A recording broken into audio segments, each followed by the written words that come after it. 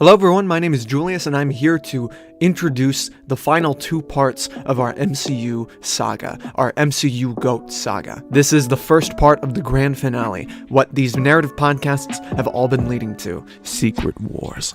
This was posted originally in December of 2020. This is, for all intents and purposes, a finale to what would be the Marvel Cinematic Universe. If you want the fullest of context, I suggest you listen to all our parts leading up to this, all our narrative podcasts revolving the X-Men and Fantastic Four, because they tie in intricately to this story, and part 2 coming out next week. So enjoy, guys. If you've been listening this far, thank you so much, and just wait, stuff is about to get real. Have a good one, stay safe, and goodbye.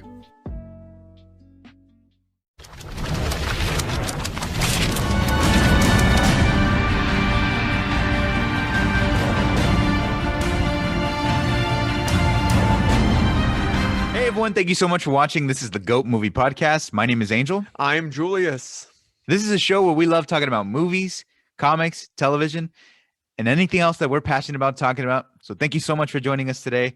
This episode, we're going to be doing a pitch.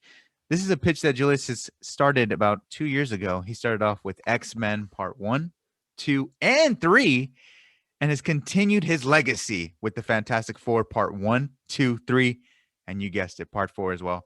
All of those bad boys, all those pitches are on our Spotify and our YouTube, so feel free to check out all those stories. I highly recommend that you do that because every single detail is important and they are compacted with a lot of thought and passion. So I do highly recommend that you check out every single one because I guarantee you the summaries in each video do not do the stories justice. I promise you. Thank you. Will. They are very rewarding. They're very exciting. And during a time where we don't have any MCU movies, I promise you, Julius allows you to lay your imagination to rest and you can just enjoy and be invested in these stories. And they really are awesome and ambitious and so much fun. And I guarantee you, if you're a fan of Marvel, and especially the MCU, you're going to love these stories because they truly are epic. The last one we did was Doomsday, which was probably the highlight out of all the pitches. It really was a crazy story. Titled Doomsday, you have the main antagonist as Doom, Victor Von Doom, the greatest Marvel villain of all time. And I can't wait until we do see him on the big screen. Yeah, me neither. In the MCU, because it's going to be better than Thanos. We're calling it right now. Yeah, we're calling it. I wouldn't be writing all this crap if I didn't have high expectations for what is going to happen with Dr. Doom in this world, you know? Exactly. I think the MCU is going to be able to pull it off. A lot of people are saying, how can you top Thanos? You know what I mean? But I definitely think the right character has the ability to do that. Mm-hmm. And the way that you utilized Victor Von Doom in the story definitely, I think, gives a great segue to get viewers to think, this is the right character. Yeah. This is how you do it. And I'm definitely going to explain to you all how that can be possible. So Doomsday basically starts off with Victor Von Doom encountering Uatu, the Watcher. Mm-hmm. And this experience gives him new closure on what his purpose means.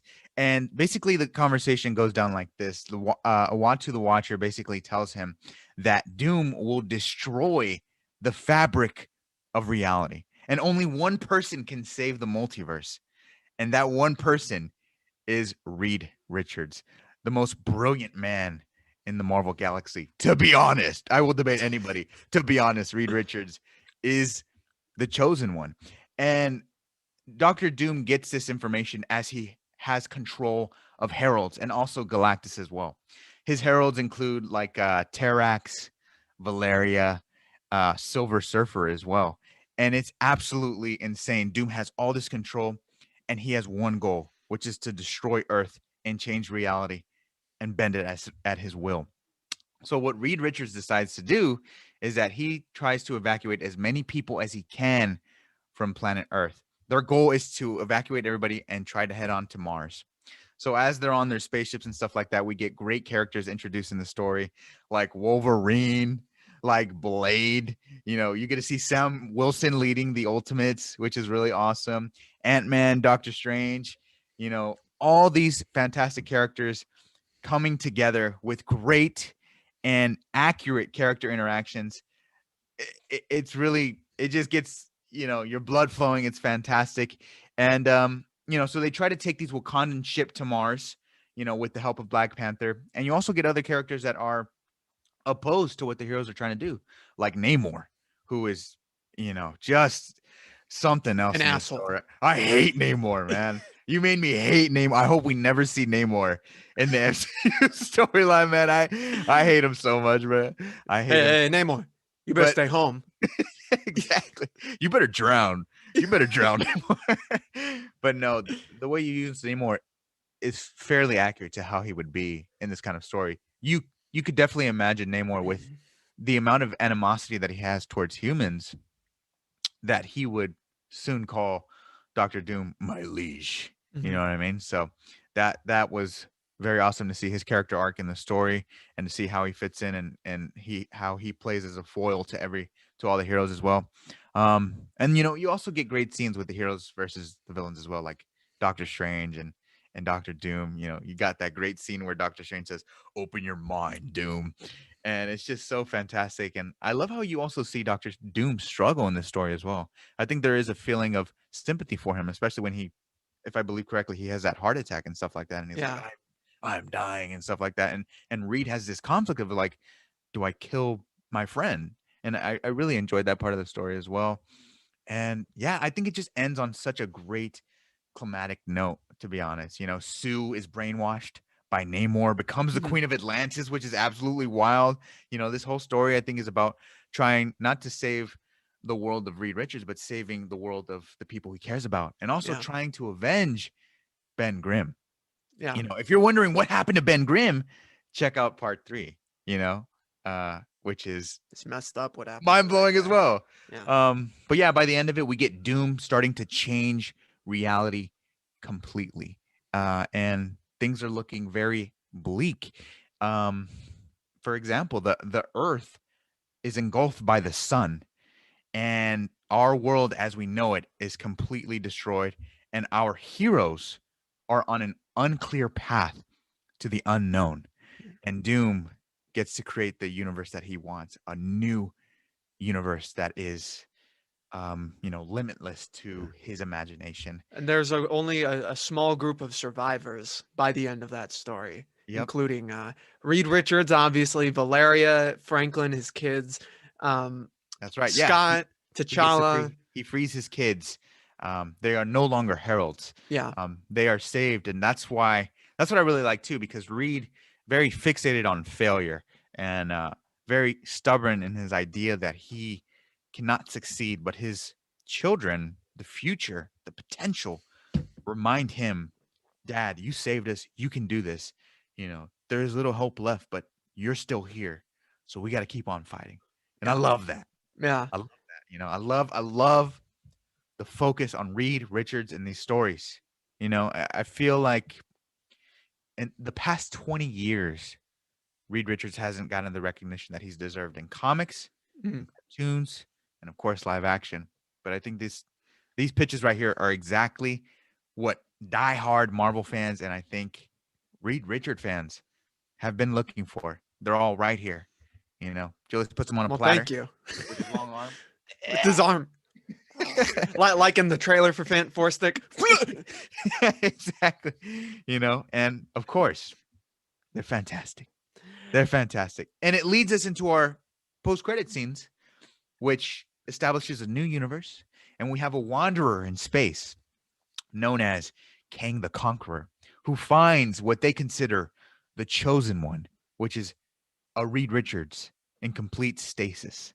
Along with the other heroes who survived, who are destined to help the world. Exactly. Fantastic. That's where we are. That's where we are in the doomsday. Well, thank you so much for, summarizing like that. It really is very nice to hear that about work you did.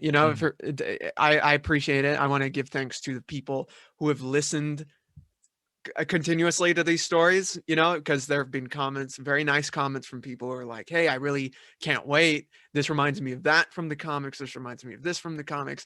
And, you Yes. know, I can't wait to see this. I hope this is what it is. And that's very complimentary. But I think the number one person I have to thank is yourself, Angel, because you're from the very beginning, you've been part of this. You've listened. You've listened to me ramble and read this stuff. And I I appreciate that, man. Yeah, of course. It's nice to read it to someone rather than read it to a microphone. You know what I mean? Yeah, Like of course. like you and I have talked about how it's hard to do videos by ourselves Oh because we're man, just, you know, tell me about it. but it's just much more relieving to do it with someone else in the room or over the Zoom call. And I can't wait to hear what you think. And you're right. In January, it would have been 2 years since this stuff began, which is insane. Yeah, really insane. Freaking wild, dude. And I think one of my favorite parts too, besides just listening as well and following along this journey as you're creating, is to see viewers inspired as well to do their own thing, Hmm. to write their own stuff and share it with us. I think that's really awesome as well.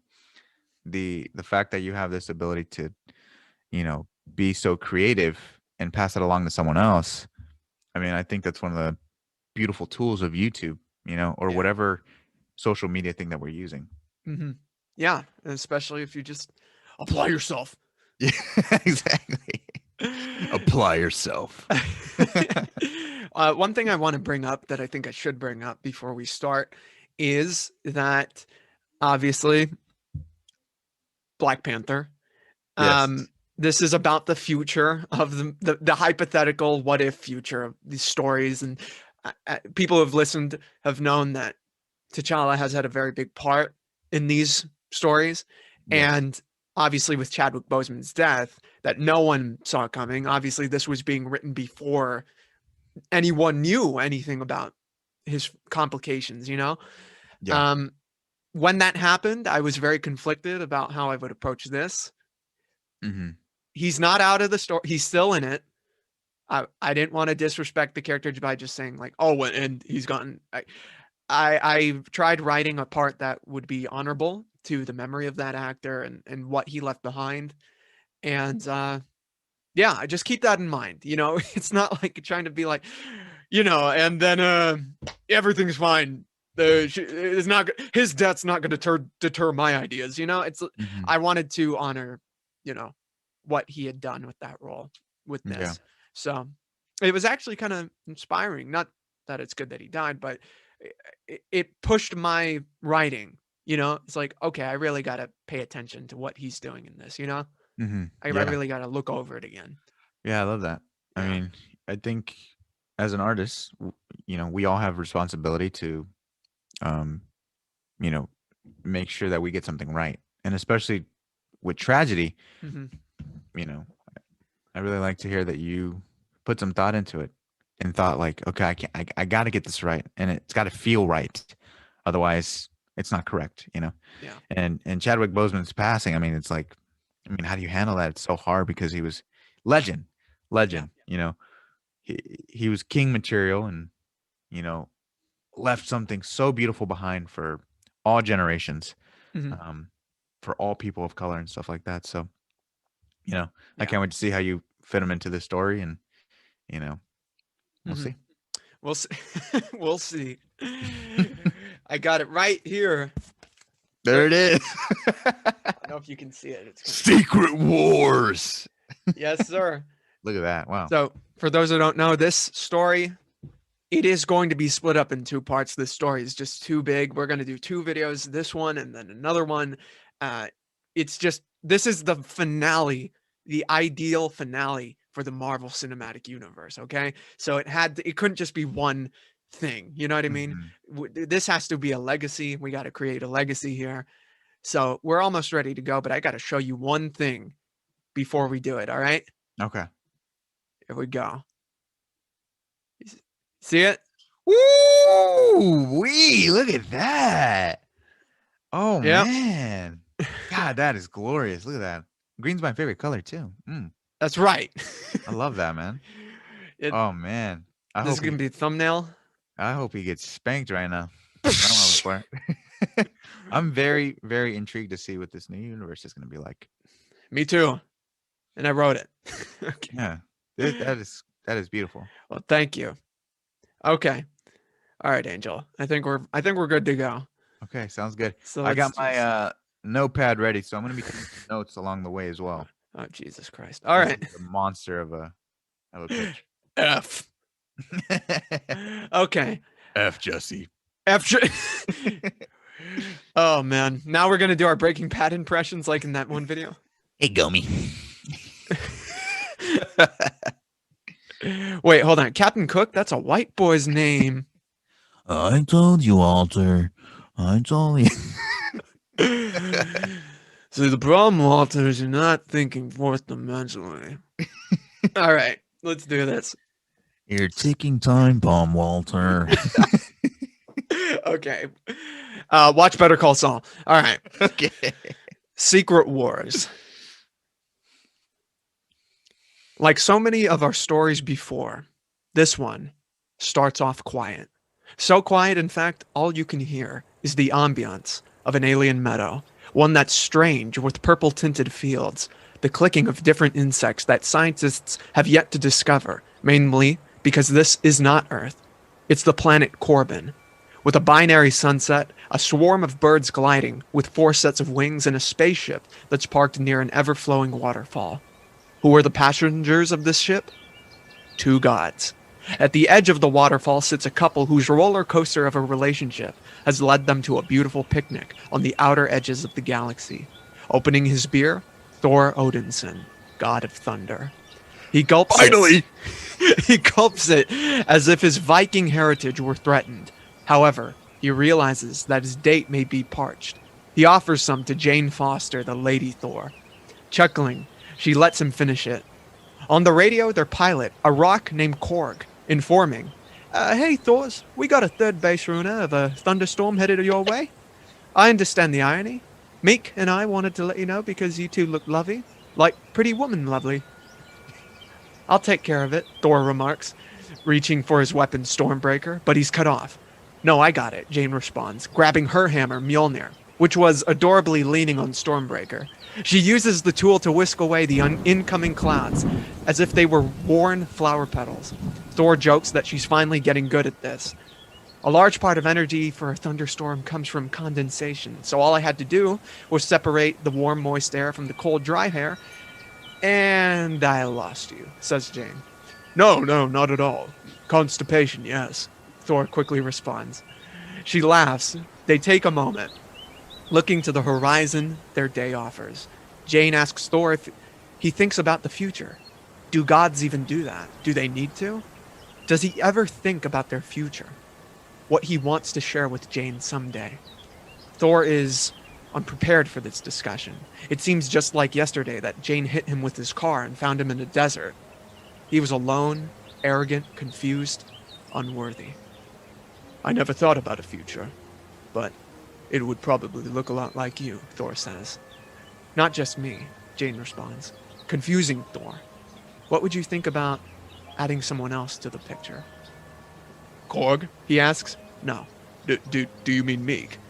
No, I mean someone else. Someone who's little and is ours. Jane implies heavily.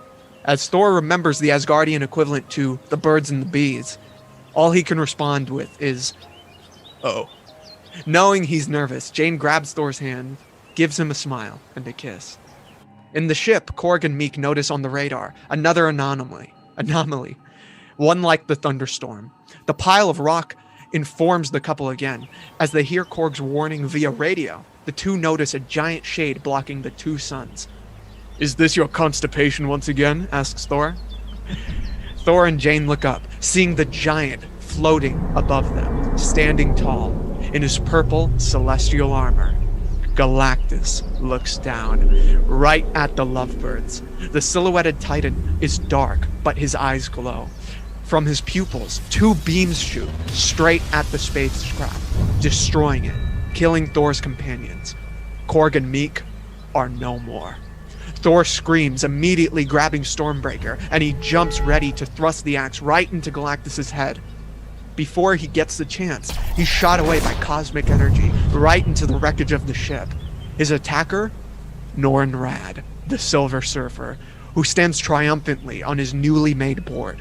Jane uses Mjolnir to propel herself toward the Surfer, but is knocked down by the might of Franklin Richards, who at this point was known as Terrax, a stone-skinned warrior. She is then shot with fire by Franklin's sister, Valeria, who at this point was turned into Nova, a flying woman engulfed in stolen flames. Their brother and sister duo pin Foster down, keeping her from escaping. Thor gets up, demanding to know who their enemies are. "I can answer that," says a new voice from above. "I just hope you'll love the answer." Flying down to Thor is a man with newfound power, omnipotence to a degree that Thor hasn't faced before. Not since the dreadful Thanos. This man, draped in a green cloak and metal armor, including a face mask and a green hood, is the master of these attackers. His name is Dr. Victor Von Doom. Thor asks if Doom knows who he is and how bad of a mistake he just made. "Oh, I know," Doom replies. "You're the god. Or at least you were. I just got back." "Got back?" asks Thor. "It's a long story. Love, revenge, betrayal, surprises. Me. Him." Doom chuckles. "If you know who I am, then you know who I'm with," Thor threatens. "As strongest Avenger, I will bring the weight of the Earth down upon you." Doom interrupts. "Oh yes, Earth. My home away from death. We're actually on our way there right now to meet some of your friends. Funny thing is, by the end of my visit, I will be the Avenger." Having enough, Thor swings the axe at Doom, but it's not enough. Doom catches the blade with his hand, sustaining no damage. He slaps Thor with the might that forces him to the ground. Jane, seeing this, summons lightning that pushes Terrax and Nova off her. She charges towards Victor, but at the last second, Thor uses his weapon not to attack, but to save. He summons the Bifrost, an endless light of different colors, to teleport Jane into the endless cosmos, into safety, until she's finally found. Victor takes note of Thor's selfless act, saying that he needs someone like that on his side. He knocks Thor unconscious, telling Terrax to bring his body to the corrupted Nova fleet. They'll fix him after the Earth is destroyed. The Silver Surfer asks his master, "If you're gonna bring him to our side, why not do it now? Why not lead the assault on Earth?" Victor chuckles behind his mask. "It's Doomsday, Norrin. This story's not about Thor coming back. It's about me proving my point." Cut to black. Marvel Studios intro. Wow. This is where we'd be doing this right now. Seeing that intro. 15 years later. Bruh. And as it was before, it's quiet once again.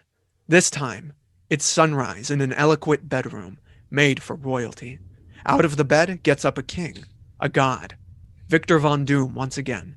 Hiding his burnt face, he quickly applies his armor and dresses it in a pure white cloak. Dressed, he approaches a veranda high above the ground, his ground. He meets his country of Doomstadt and waves to his followers below. Victor's personal computing system, Norton L, akin to Asuri or Alexa, informs His Majesty. "They're waiting for you, sir. Also, Her Majesty wished me to inform you that her and the children will be departing swiftly after the meeting." Doom takes a deep breath behind the mask and goes to greet the day. Now, we're in a dark conference room, somewhere deep in this palace of Doom. A conference table as well, where Victor sits patiently. His guests, however, aren't as civil. His wife, Wanda Von Doom, the Scarlet Witch, and Namor, the King of Atlantis. "Where are they? I would never allow such disrespect to my throne," demands the Submariner. "Do you believe I do, my friend?" asks Doom. This question silences the Atlantean, knowing that debate very well. "It is becoming problematic, dear," Wanda tells Victor. Before another word could be said, in the room, a portal of mystic propriety opens, glowing a yellowish orange. Out of it comes Doom's personal sheriff of Agamotto, Baron Mordo. He apologizes to Doom, saying that the two behind him can be immensely difficult. Well, you know what they say about stars, says a voice from behind. That egocentric voice belonging to Mr. Quentin Beck, aka Mysterio. You shouldn't give him dressing rooms. Sleazy as usual, he struts to his seat, eyeing Wanda right in front of Victor with no shame. Behave, Beck, says the second voice from the portal. This man, a politician, a mayor, and one with a tint of green in his eye. It's Mayor Norman Osborn, played by Martin Cove. You don't shit where you eat. Now that they're all gathered, they can get down to business. But wait, one chair is still empty, the extra large one. Namor asks where the Maestro is, and Doom replies that he's busy with a territorial dispute in the Savage Land. Ah, yes. I'm almost sorry we didn't drop the Wakandans off there, Namor jokes. Mysterio asks why they would, and he tells them, it's literally called the Savage Land. Wanda tells them not to joke like that. They're people, still. Namor mocks the witch. Oh, I would expect nothing less from the savior, quote-unquote, of mutant kind. Tell me, do you feel better than me because it took you one sentence to show you how disgusted you are of our business? Or is your hypocrisy in the way? That's enough, interrupts Mordo. You are here to listen to the word of Doom, not to bicker. Thanking Mordo, Doom moves on. The AI Norton L pulls up a holographic image of the world. It looks like our Earth, but with continents in different shapes, countries that are small, surrounded by barren wastelands. Walls have been put up, separating these different territories. Doom informs them that in the lower hemisphere, a good chunk of land that was supposed to be assimilated into Wanda's country, the House of M, wasn't appropriated due to a lack of soldiers and high zombie count. Lack of mutants? How sad, teases Namor. Doom tells him that he'll be lending some Atlantean support to assist the takeover, and begrudgingly he agrees. Victor asks Beck how the reprogramming is going. Fantastic, he replies. Our schools are learning your history. I mean, the history of our world. Your conquests, your sacrifices for us all. I have a great lecture coming up at a university in New Xandar. The people will believe and remember however you deem, sire. Doom is pleased with Beck, however, with Osborn, it's a different story. He asks why Norman hasn't quelled the protests within his territory. When Victor was rebuilding the world after he destroyed Earth, he found Norman, a penniless con man whose son hated him. He gave him the chance to prove his worth and rebuilt New York City as an investment. Why, Mr. Mayor, says Doom, why haven't you held up your end of the bargain? Norman is sitting, calm, collected, staring at Doom with an indigenous grin. We're coming up with a new strategy, inspired by Quentin's sense of flair. People like theatrics, Biggie. We're gonna give it to them, the fine citizens of New York, and you'll see. We'll have them right where we want them. The two stare at each other until Doom ends the meeting. Getting up, Norman adds, by the way, I'm surprised by you. Throwing in your lot with an AI considering what happened to your home those years ago. What was the name? Ah, Sokovia. Behind his mask, Doom grits his teeth, and Mordo opens the portals again. Each of the visitors' respective homes. The sheriff leaves to check on his patrol, but right before he tells his king that the Nova Squadron has a report for him via holo meeting. Also, the plans for Project Renewal are being drawn up. Doom and Wanda are now alone. The king and queen walk through their halls, where Doom rants about Osborn's disrespect. He calms down due to Wanda's soothing presence. She asks him if he thought about her request. She knows it's a lot, but considering that Doom has the power of a god, and plus he created a whole planet, what she wishes shouldn't be too big of a leap. But what exactly was her request? A resurrection. Actually, two. Her brother, Pietro Maximoff, aka Quicksilver, and someone she had just learned about, her real father, Eric Lencher, aka Magneto. I need my family together again, she tells him. What do you mean? Asks Victor. We are together. We're about to see the boys. Wanda tells him that he's not around. He's still calling them boys when they're young men now. Even mentally, her and Victor aren't together, and Doom asks what that means. She asks him, does he ever regret what they did all those years ago? Tricking humanity, lying to them ever since? She needs to know that what they did was worth something real. At that moment, a zipping noise passes them both, once, twice, and 3 times. It's a teenage boy with white hair and super speed, ironically named Speed, catching up to his brother, another teen, dressed like a young warlock. His name is Wakan, the children of Victor and Wanda Von Doom. I told you I'd beat you in a race. I don't even know why you challenged me, mocks Speed. A race, not a cheat, reaffirms Wakan. Speed tells him to get over it, and that he saw that little magic that Wakan was trying to pull, using a spell to tie his laces together. Psst, bullshit.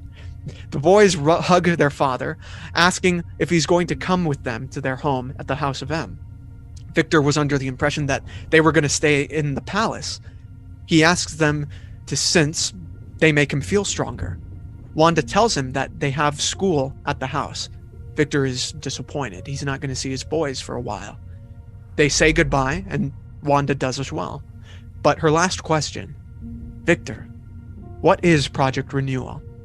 Doom says that it's highly classified. The family leaves, and Victor is alone. Distracting himself, he contacts Nova, Commander Richard Ryder, for a report on their orbital borders. Up in space, above Doom's planet, a Nova battalion surrounds, similarly to the rings of Saturn. In his command ship, Richard Ryder instructs different Nova soldiers along with Skrull and Kree. It's an alliance forced by the belief of Doom. Ryder informs Doom that there hasn't been any anomalies of note, but he will notify him at the sighting of anything odd. The call ends.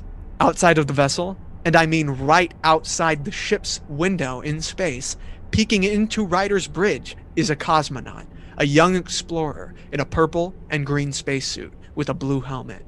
With magnetic boots, he clings onto the outside of the hull, asking his radio, "Are you sure it's going to be here?" On the other end, a familiar voice says, "You're the history major, you tell me." On his wrist computer, the traveler receives a notification that reads, "Spatial irregularity detected. Quadrants sent." "If you get the notice," the young man says, looking back to Ryder, "they definitely did." And he's right. Ryder's Novas get a notice about the same spatial irregularity. However, the purple and green traveler from outside uses a remote hacking device to disrupt their transmission. Their computers fail, which pleases the stranger. His boots turn from magnetic to a means of propulsion. He flies away from the battalion, heading into what looks like the middle of space. That is until he finds his prize, an oddly egg-shaped mirror vessel. It's frosted due to the temperature of space. The traveler wipes the hull so he can get a peek of what's inside. "I found him," says the traveler. "Can you hear me?" "I found the one." His radio responds, "Loud and clear, Kang. You're good for re-entry." The stranger goes by Kang, and one of the many people he found inside the ship is Reed Richards of the Fantastic Four. Getting further from the Nova battalion with finesse, Kang manages to escort the ship to the dark side of the moon. On that side, Kang's dingy ship. The cargo doors open, and in they go. Meeting Kang is his security consultant, the new Hawkeye, Kate Bishop, and his pilot, who rolls up to the cargo bay in a wheelchair. It's an older Colonel James Rhodes, the former War Machine. We cut to Kang, finally able to crack the hull of the ship. Through the opening, steam. Kang takes his helmet off, showing his face, and he's a teenager, around Kate's age. Out of the ship falls Reed, right into the explorer's arms. He's barely regaining consciousness, with his arms sliding on the ground, since he has the power to stretch his skin. The words that he manages to get out, "How long has it been?" "Too long," says Rhodey. Reed recognizes him, now with a beard, disabled, with years added to his face. He's shocked, asking if the others are okay. Rhodes tells him to sit down, for he might go into shock. At that moment, the sound of other voices can be heard from the inside of the mirror capsule. It's the sound of a young girl calling for her dad. It's Valeria, but she's not on fire anymore. She tells her dad, Reed, that Franklin is unconscious. and that she needs his help. Together, Reed and Kang bring down Franklin, and they try to wake him up. I don't want to go to school, Franklin says, barely awake. After him, the others from the shuttle start to awaken and are brought down. Cassie Lang, the daughter of the late Scott Lang, Ant-Man, makes her way down, disoriented, followed by Carol Danvers, aka Captain Marvel. Where the hell did we end up? She asks. Behind those two, T'Challa, the Black Panther, comes out, helping the still blind Scott Summers, aka Cyclops. Somewhere that smells like a laundromat, the X-Man scoffs. Behind those two, Sam Wilson, the latest Captain America, comes out, shield on back, with the life model decoy of Agent Phil Coulson, who was deactivated during the trip. We got a man down, he yells. Kang tells them that they can revive Coulson with some tools in the garage. Down with Valeria, Franklin wakes up, who notices that he's not made of stone anymore. He asks his dad when they are, and Reed tells him that their host will probably know that better than they. Wilson sees Rhodey in the chair, noticing the gray in his beard and the age on his face. Start from the beginning. Later, our heroes are fed by Rhodey. Well, he mentions that him and the others thought they were all killed. Fat chance, though. To the side, Kang is using his tools to restart Coulson's positronic brain. The survivors of Doomsday are asked what's the last thing that they remember. And Cassie starts, saying that she was on one of the Herbie shuttles, escorting humanity from Earth to Mars, where Doom took over the communications and showed the world's population of Earth's destruction, including the death of her father Ant-Man. He blamed it all on Reed. Franklin and Valeria chime in, saying that Doom took control of them, turning the siblings into these superpowered heralds of death. Carol interrupts, saying that she fought one of the heralds. She describes him as one of those silver-coated freaks with a surfboard. Valeria tells her to shut up. That's her husband she's talking about. Danvers informs her that her husband knocked Carol's ass all the way from New York to Mount Fuji. Nice taste in men, by the way. Valeria wants to defend Norrin further, for he's someone who's filled with guilt and lost purpose, and Doom exploited that. But she is calmed down by Franklin. They move on. What else happened? Frank says that some creepy fish guy kidnapped their mom, Susan Storm. Reed is quiet, ashamed. Wilson tells them that they lost New York, and Fury died, for real this time. Scott tells them Namor blinded him, and T'Challa says after that bastard flooded Wakanda. His people didn't make it. Well, that's not entirely true, Your Highness, Kang informs. Reed turns to the young man, asking who he is. How did he find them all, floating aimlessly in space? Still concentrated on Coulson, Kang tells them that the long story short is he's an aspiring archaeologist, and once he found out that the history he kept digging up didn't fit with the history everyone's been taught all these years, he dug further and further, finding items from a world long past, technology that wasn't of his time. He found Camartage scrolls from old sorcerers, now outlawed, that depicted a ship made of mirrors that would hold the key to freeing the world and possibly saving the universe. He learned that the same vessel would be coming here and now, so that's when he got together with Rhodey, and they went looking. So what exactly is the history everyone's been taught? The answer is why Reed was told to sit down. He turns on a different TV monitor station with news reports from the world below. Headlines stating, Doom saves the world once again. Namor opens Atlantis for business. House of M, mutant safe haven. God bless Doom. These heroes have been in stasis for 15 years, and during that time, Dr. Doom and his little cabal decided to remake the world in their image. The heroes see maps of the planet with different pieces of territory. On the Western Hemisphere, the governing country of Doomstadt, where Victor himself resides. It's separated by a sea and Atlantean navy. Across the ocean, the shores of the other continent lead to the House of M, ruled by Wanda Maximoff, the home of mutants. In between both countries, Atlantis sits, obviously ran by Namor. To the east of the House of M, a desert called the Savage Land. And even further than that, New Manhattan, a near-perfect recreation of New York City, ran by Mayor Norman Osborn. All these places are divided by giant stone walls, keeping bandits, zombies, and other creatures out. T'Challa asks Kang what he meant when he implied that the Wakandans survived. Where are they? In response, Kang explains that he has connections to an underground network, something of a resistance. He's heard that the Wakandans have been taken to Atlantis as workers. Workers? Asks T'Challa. Well, they're not really workers. They don't have much of a choice, Kang tells him. The Black Panther's heart breaks, and his rage rises. He tells Kang to gather his resistance right now. They have to free them, and he will personally take off the heads of Namor and Doom. T'Challa's allies tell him to take a minute and calm down, but there isn't any time for that. Those sadists took their world, his home, and destroyed it. Then they took his people, his wife Storm, and turned them into slaves. No minute is available. Scott reminds him that he's also in the same spot as he. The mutants are under Wanda's control, and he doesn't know where his wife Jean Grey or their daughter Hope are. Only difference is, he's actually blind. So why don't they take a minute? As the room grows louder with debate regarding manpower, Doom's power, practicality, Reed sits with his head down, twiddling his thumbs. He says out loud that none of it matters. This quiets down the whole room. None of it matters anymore, Reed continues. They won, and they won't stop winning. Franklin comes up, saying, that's not true. The Watcher told him and Doom that Reed was the one who was going to save the multiverse. That's destiny. But Reed asks, what if destiny was just a lie?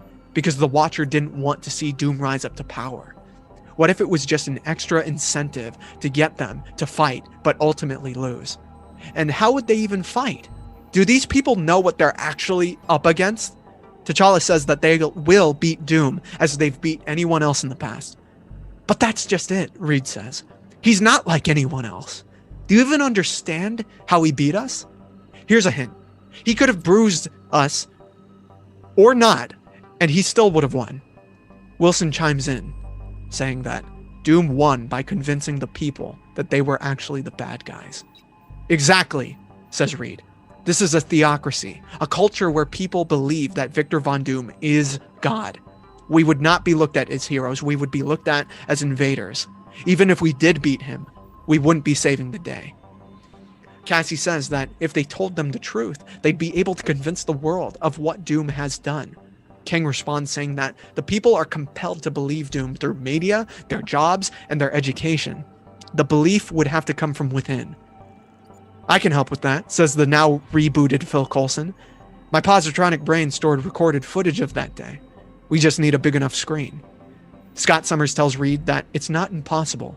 It's just hard. They can do this. Carol adds that they owe it to the people. Richards is terrified and doubtful, but he considers, saying that they would have to spread through the world, learn it, understand the people, and create a rumor. An idea that would spread. The idea? That Doom is not God, but a fraud, and that this resistance will know more. Once that rumor is set, they'll have to gain control of the main channels of communication, which apparently connect through Atlantis to New Manhattan. That's when Kang protests. Hold on a second. I'm just a consultant, at best. I don't even have any real ties to the resistance. Kate interrupts him. Bullshit, you just don't want to see your parents again. They kind of run the underground. It's humanitarian work, not an army, he says. But when Kate gives up him the look, Kang is embarrassed and he reluctantly agrees. Sam comes up to him saying, humanitarian or not, they'll need all the help they can get. Reed looks to Valeria and Franklin, asking if they're sure they want to do this. They tell him that they have to, for their mom, for Uncle Johnny, and Aunt Alicia. Hearing this, Kang comes up. Right, about that. There's something I should probably tell you. But before he can continue, the alarm raises. Their ship has been detected by a Nova brigade. Rhodey rushes to the cockpit to fly them away, and everyone else fastens their seatbelts. Kate takes on the weapon system and starts to fire at incoming Novas. As the soldiers gain to the ship, Carol notices that joining the Novas are Skrulls and Kree. She tells Kang to open a window so she can go out there and talk to them. She has rapport with those factions. Even though he thinks it's a terrible idea, he agrees and shoots her from the cargo bay to the outside. Time to make our travel plans, says Kang, as he pulls out a holographic HUD system designating his escape pods from different areas to the world. You said we need to spread out, right? He says to Reed. Outside the ship, Carol flies toward the incoming vessels. She yells at them, demanding to know why they would ally themselves with Doom. Calling her a heretic, the Novas, Kree, and Skrull fire upon Captain Marvel, who takes all the shots and fires back. Back in the ship, Kang is almost done with the escape pods. In the pods themselves, they will be provided with mission statements and maps of the local area. It's a last-minute plan, but it'll have to do. He tells them all to get inside and tells Kate that she's coming with him and Cassie. T'Challa and Scott head for the same one. Reed, Val, and Frank head for the same one, as does Sam and Coulson. But before they leave, Kang almost forgot. He pulls an especially important USB drive from his main computer. They cannot forget that. Escape Pod 1 with T'Challa and Scott shoot out. Their destination, the House of M. Escape Pod 2 with Coulson and Sam, and Escape Pod 3 with Reed and the kids are about to shoot out, but the latch is hit by Nova's blast. Those ones can't escape. Kate tells Kang that they have to leave, but what about the rest? Rhodey tells him that through the comms, he's a damn good pilot, and he'll get Reed and the rest to safety. Just send the coordinates. Kang rushes to Rhodey and gives him the thumb drive, telling him that he knows how important it is to their mission.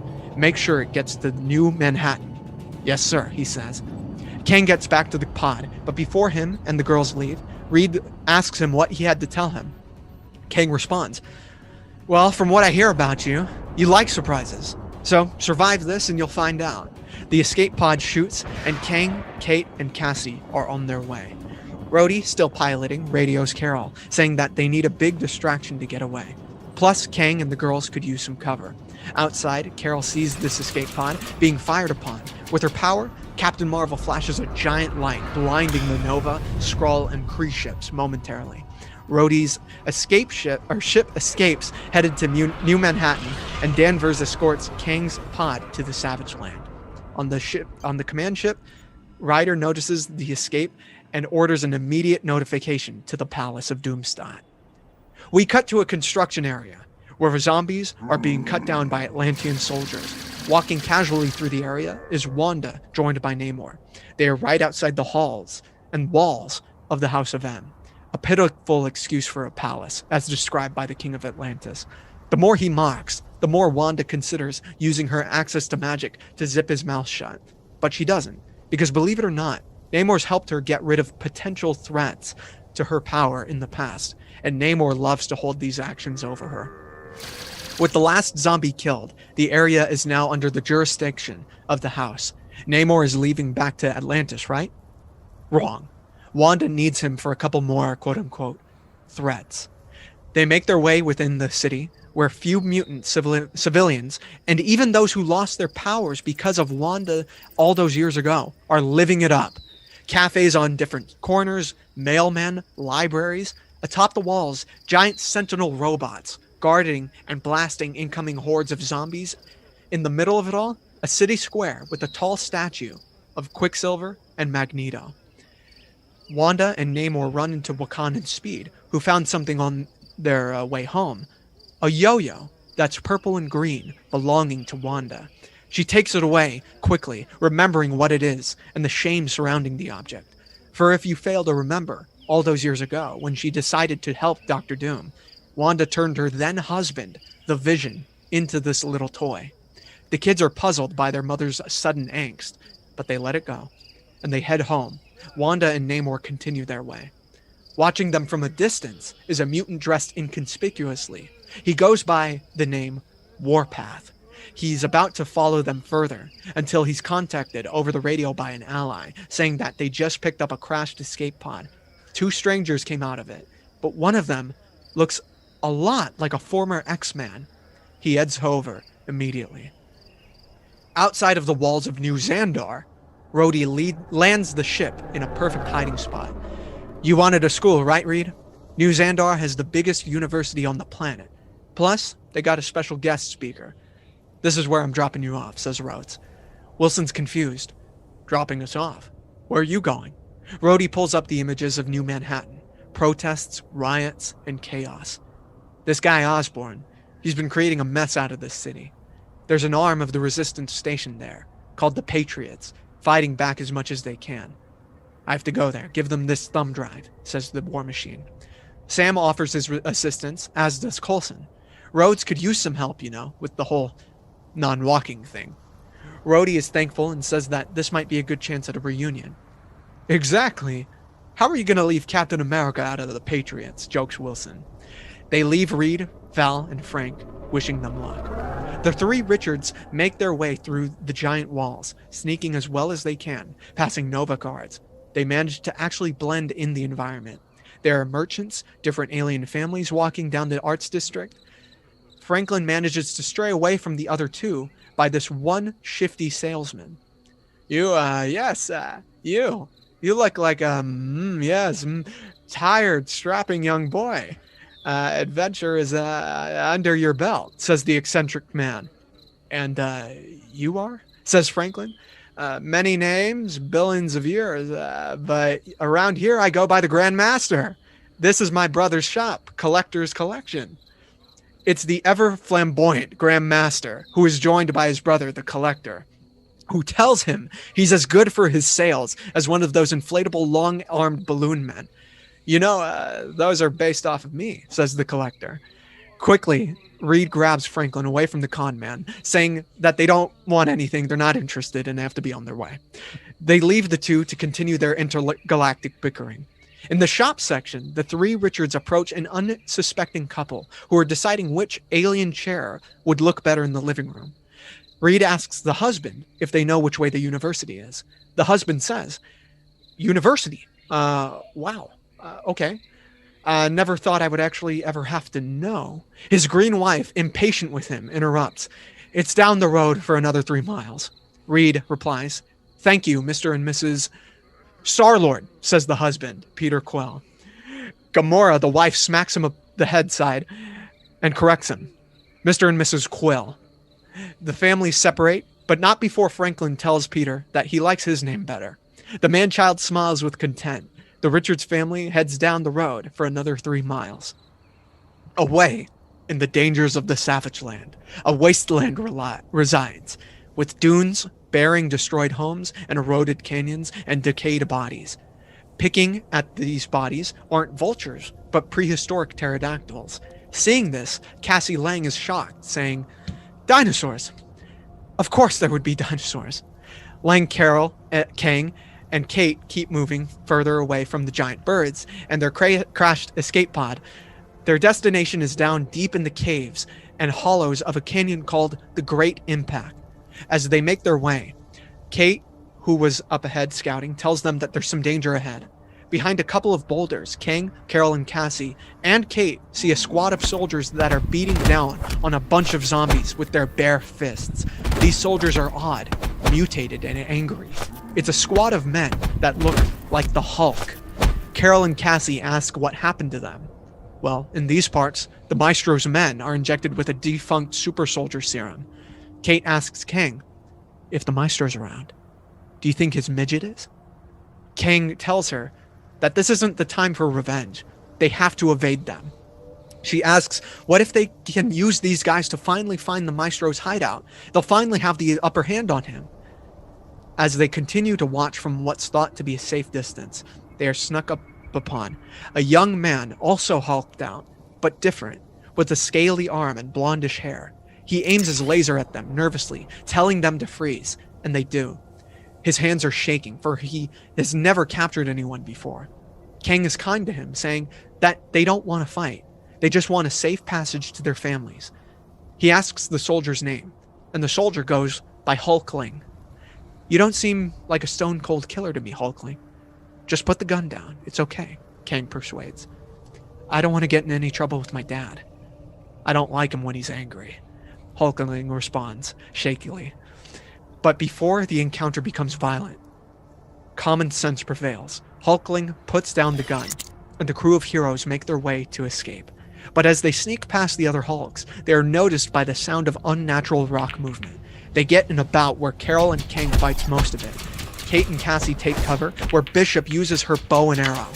Hawkeye asks Lang why she isn't helping, but she's not much of a fighter. Bishop says, then what exactly is the good of you right now? Carol takes down the Hulk agents with ease. That is until she's hit from behind by Hulkling's aunt, Jennifer Walters, the She-Hulk. Carol vaguely recognizes her, but it's not enough. She's laid down by the raw strength of Walters. She's punched right in the face over and over and over again. Kang gets knocked back towards his allies. He tells Kate that they're going to be overrun with Hulks soon. Even with Captain Marvel, they won't be able to hold up. They need a distraction, and Kang's the one who has to make it back to the Resistance. He has to bring Cassie with him. She's not ready for this. Kate offers to stay behind to be captured. And of course, Kang protests, but it only makes sense. She'll find out where the Maestro holds up, and with the help of Danvers, they'll bring it down from the inside. Reluctantly, he agrees, but he tells her not to make this about getting even with Patch. She agrees and shoots an arrow that covers their escape. Walter stops the assault on Danvers for a moment, looking up to see Kate Bishop surrendering. Bishop winks to Danvers below. The two surrender to the Hulks. Hulkling comes up, holding up appearances, and is even made fun of by the others for hiding during the action. Jennifer tells the rest to shut up, checking on Hulkling to see if he's okay. She actually does care for him. And with that, the prisoners are taken away by the Hulks. In the canyon, King and Cassie make their way back to the Haven. The deeper they go, they find the path. Eventually, they come across the two guards that point their rifles at them. The main guard recognizes Kang, but more importantly, she recognizes Cassie. She takes off her helmet, and the guard is Hope Van Dyne, the former Wasp. The two hug tighter than ever before. Their memories of Scott, Hank, and their family bring them together. Cassie asks where Janet is, but Hope remains silent. Instead of answering, she guides the teens deeper into the Resistance. We see the refugees of Asgardians, different types of outlawed aliens, humans, and Inhumans. We see a gang of runaway teenagers with a pet velociraptor. Kang notices that they're barely surviving, and Hope tells him it's because he left. His parents have been too busy worrying about their runaway son rather than the well-being of the last truly free part of humanity. Where are Kang's parents? They're at the very end of the underground valley. Slowly, he goes to them alone. Nervous as he takes off his helmet, he goes up to them saying that they have to be very good with him because he has very good news that might end up being very bad news. Richards is back. We cut back to Carol and Kate, locked up, being driven to the outlands of the Maestro. It's a polluted area with fallen helicarriers instead of mountains. They're brought to a great opening of machinery where deep inside, an army of different hulkish men doing the drills of destruction, lifting old trucks and using different metal to create weapons, in charge of the hands-on Hulk army, the Red Hulk, who was once General Thaddeus Ross. The Red Hulk looks at their new prisoners and directs them to the Maestro's right-hand man, this assistant, the one Kate Bishop has been searching for years. He's a short, former mutant with a cigar in his mouth and a patch over his eye.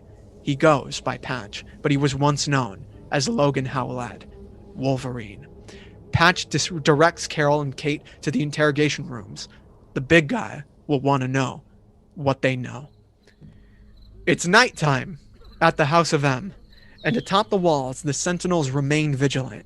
Spotlights emanating from their eyes, looking for potential threats beyond the border wall. Sneaking past notice, Warpath meets with other undercover mutants known as the Morlocks, his followers. The collective takes their leader to the crashed escape pod he was notified of, and he meets Scott Summers and T'Challa. Warpath, funny enough, recognizes Scott, except he wasn't blind. From years and years ago in the story X-Men Legacy, Scott fought alongside Warpath's older brother, John Thunderbird Proudstar. Warpath reintroduces himself as James, to mutant kind's former leader. It's good to see you again, James. Well, you know what I mean, Scott says. Warpath tells them that he knows the perfect place for them to hide. We cut to the inside of the House of M, where James leads Scott and T'Challa through the city. Summers hears the sounds of couples taking nightly strolls, young mutants playing, and families eating dinner. He asks James how the mutants can remain so complacent. I'd like to tell you they're scared, says Warpath. But the truth is they're comfortable. They're finally not being hunted or persecuted. We've reached a paradise of sorts. T'Challa asks how they can ignore what's happening right outside their walls. Why don't they rise up? Warpath tells him that it's easy to let things slip when you're brainwashed into believing that you were chosen to be safe. The three reach safety, and it's a little apartment, inconspicuous and even charming. They knock and open the door to a teenage girl. She recognizes Warpath and lets him in quickly, asking where he's been. Sitting Scott down, T'Challa wants to know who the girl is. My name's Hope. Who the hell are you? Scott takes a moment. Did he hear correctly? That's right. Her name is Hope Rachel Summers, his daughter. From the other room, her mother comes in, asking who's in the living room. That is until she sees. Scott? She asks. Summer responds. Jean? Is that you? And it is. It's Jean Grey, Scott's wife. The two hug for what seems to be forever. Hope is confused. Who's the Crip? She tells Jean Jean tells her that it's him, and she has to take a minute. She doesn't even recognize her father. Quickly, Jean goes to her phone, calling some neighbors, telling them to get there immediately. Jean asks what happened to his eyes, but that's a long story. They need to take this moment. Entering the apartment are the neighbors, but also some familiar faces. It's Hank McCoy, formerly Beast, Warren Warrington, formerly Angel, and Bobby Drake, formerly the Iceman, all without their powers, all together. They embrace as if it were the good old days. T'Challa asks Jean if Storm is there, hoping for some good news. But Jean apologizes because she hasn't seen Aurora in years. Warpath steps up, telling him that he knows where she is, where the mutants still with their powers are. They have to go to Atlantis. It's evening in New Xandar, where Reed and his children have found the university. Some late classes about physics, geology, and history are being taught. You'd imagine it an oasis for enlightenment and commerce. But truthfully, it's only an arm's length more civil than the world outside.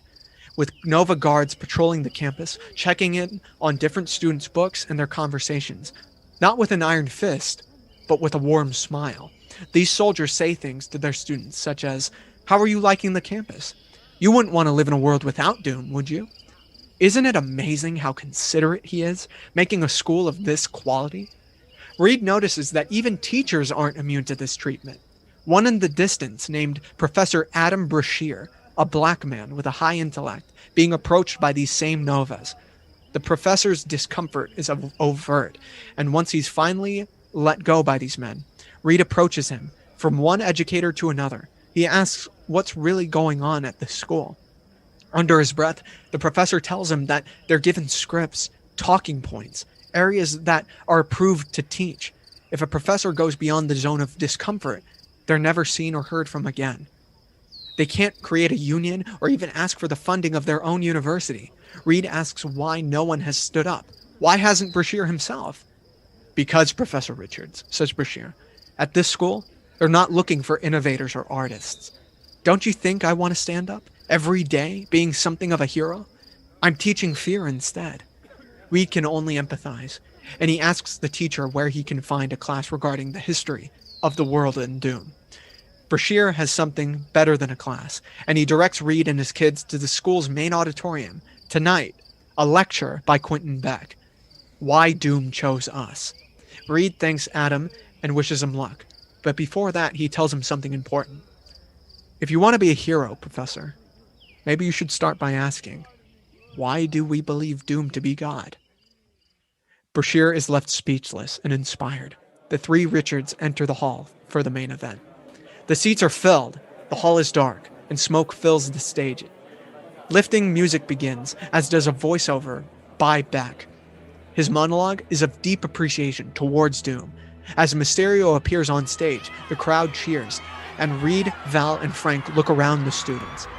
Concerned. With Beck's binary augmented retroframing technology, or BARF, he holograms Doom, creating the world in the palm of his hand. We see then the images of him creating people, feeding children, shaking the hands of his followers. There is nothing before or after. There is no safety or discomfort. There is no love or hate without Doom, Beck says. He's fought for us time and time again. A holographic image of him holding the god of mischief Loki in his bare hands. He single-handedly saved New Manhattan from the Chitauri invasion, led by the evil Loki. Beck continues. Another image of Doom, but this time, he's turning the robot menace Ultron into scrap. When Ultron destroyed what we now call the Savage Land, Doom gave us justice by turning his metal into a resource that we all benefit from with our modern technology. Another image of Victor putting his hand directly through the chest of Thanos. And when the alien invader Thanos came spouting nonsense regarding limited resources, he tried to destroy our way of life. And we all know the greatest invader of all. The one who destroyed the world we knew before. That accursed Richards. A giant picture of Reed Richards appears on stage, met with tremendous boos. The family is shocked, and quickly, with his power of manipulating his skin, he shapes his face to look like someone else. Who'd defend us but Doom? Quentin says. Certainly not his traitorous former first hand. Bring him out. At that moment, Beck's assistants bring out a puppet. When the audience sees this doll, they boo and throw food at him. For this puppet was once Sorcerer Supreme, Dr. Stephen Strange. His skin now wood, his joints attached to strings. He can barely move his head, so he hangs it down. Dr. Strange here tried to take the power of Doom for himself, so our Lord turned Stephen into exactly what he is, a puppet, reaching for his own strings. The audience laughs, cheers, and Stephen is thrown down right on the stage floor. Reed is heartbroken when he sees his friend this way. The audience rises around him, applauding the presentation. He sits still with water from his eyes. The presentation ends, the stage clears, and Richards decides to head backstage. Valeria and Franklin wait outside the hall while Reed uses his powers of stretching up to the second story. That's where he sees Quentin Beck popping a beer, congratulating himself for another great show. At that moment, his agent calls him, telling him about a technical problem regarding their next appearance. He leaves quickly, in a rage, firing plenty of stagehands on the way. Richard sneaks into his dressing room, and he looks around. That's when he hears a very weak voice. Reed. To his left sits the puppet of Strange. Reed is still in shock when he looks at his friend, apologizing profusely. He has to get Stephen out of there.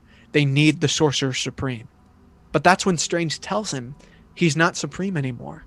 The title was taken from him long ago, at the beginning of Doom's world. Stephen was a prisoner of Doom. Victor broke his hands, tortured him, until he would help him access the multiverse. Reed is confused. Why couldn't Doom access the multiverse himself if he has the power of a god? It's because he doesn't anymore. It's all smoke and mirrors. Destroying the Earth and creating this world took nearly every bit of his energy. He's running dangerously low. But why does he want to access the multiverse? That Strange does not know. Who would know is the new underground Sorcerer Supreme, a man named Brother Voodoo. Reed can find him in the southern swamplands. Before he can say any more, Beck can be heard coming back, arguing with someone. Reed goes back outside, hiding once again. In the room walks Beck, joined by Mordo. The sheriff comes for Strange. Doom has some questions for him that he needs to ask.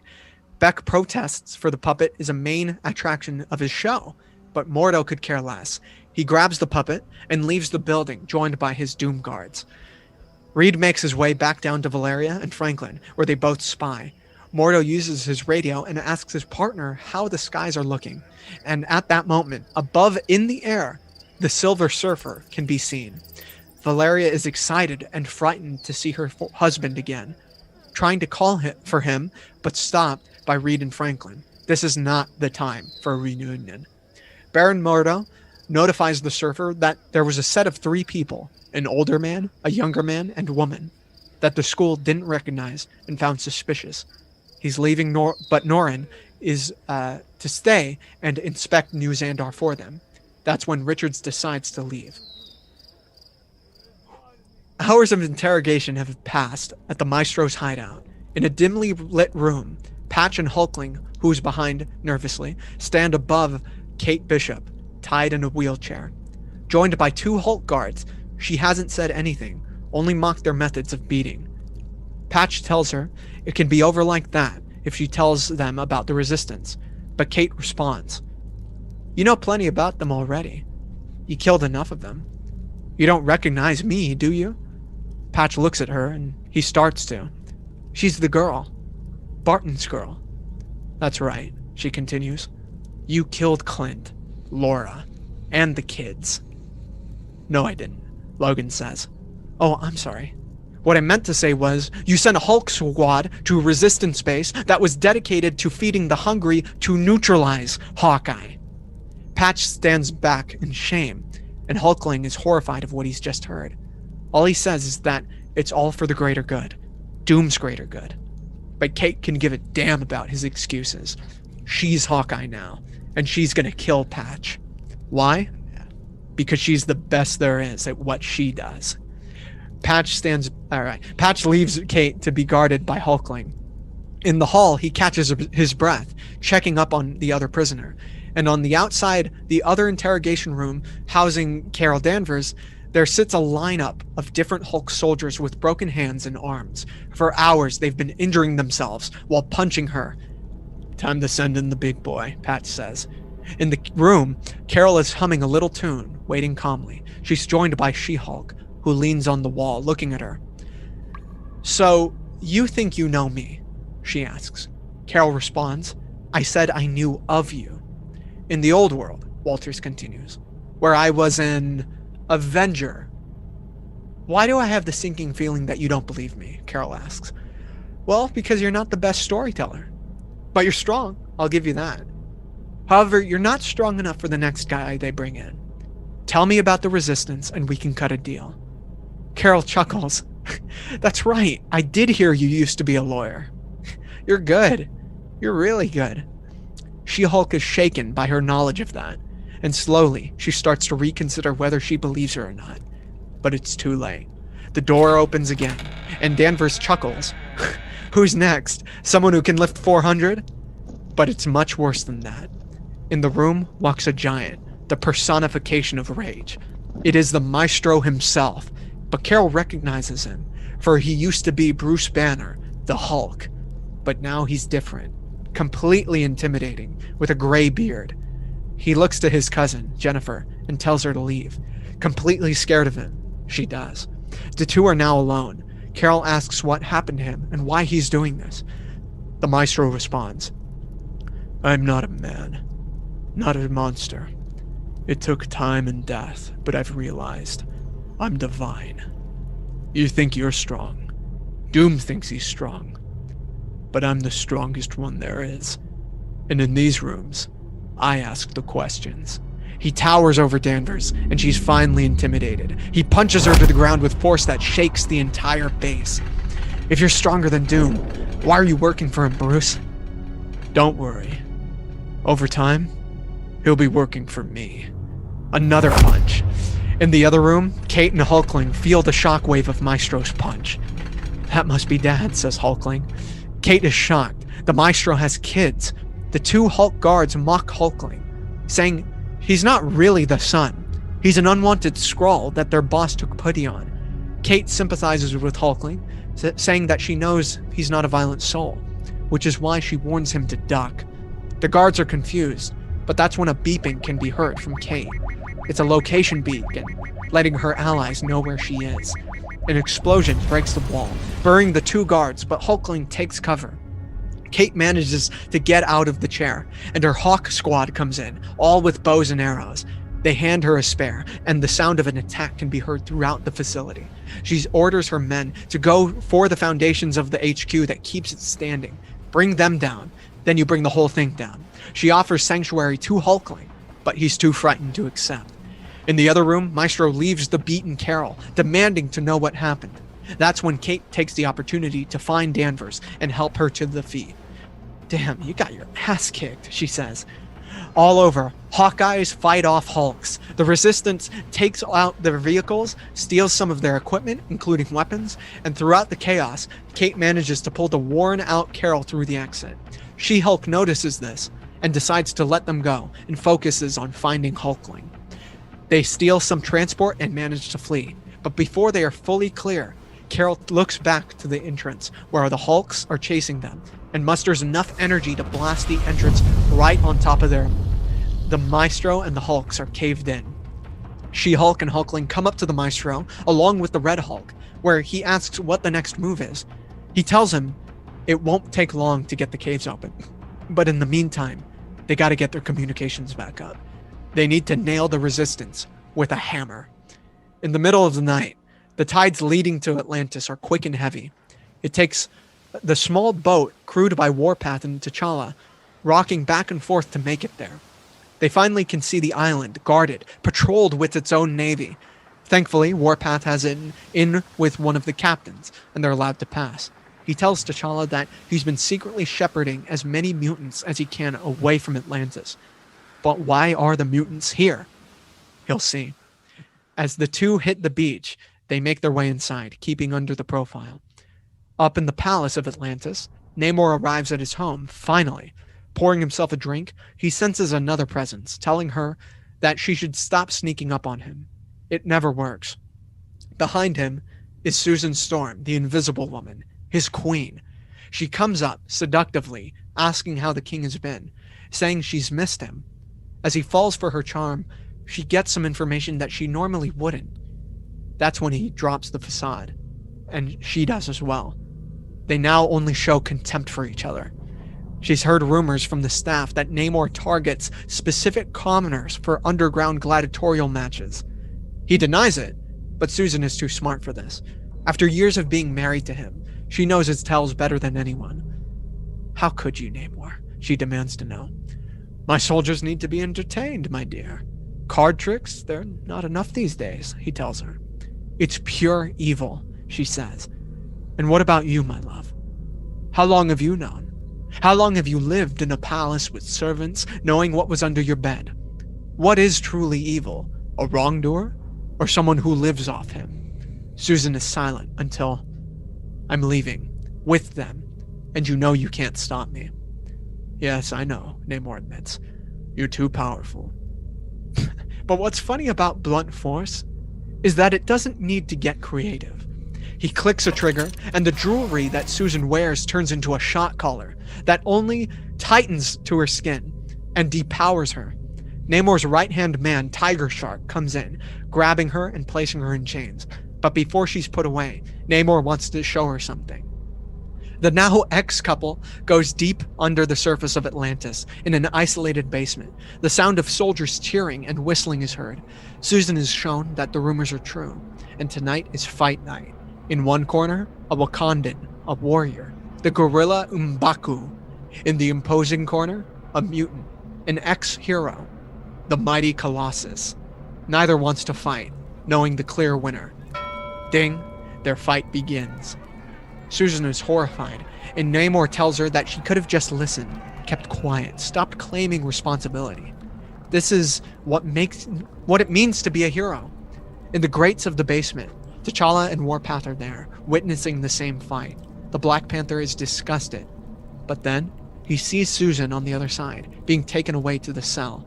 That's when Warpath says they don't have much time to get the other mutants. They go.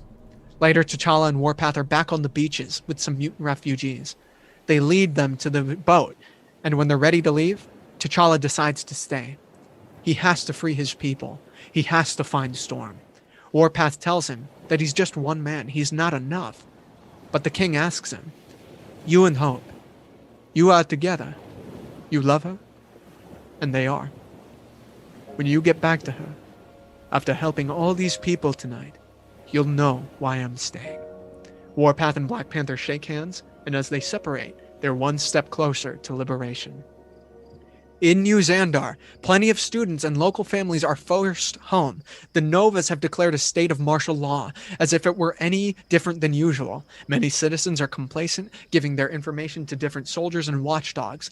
Leading this manhunt is the Silver Surfer.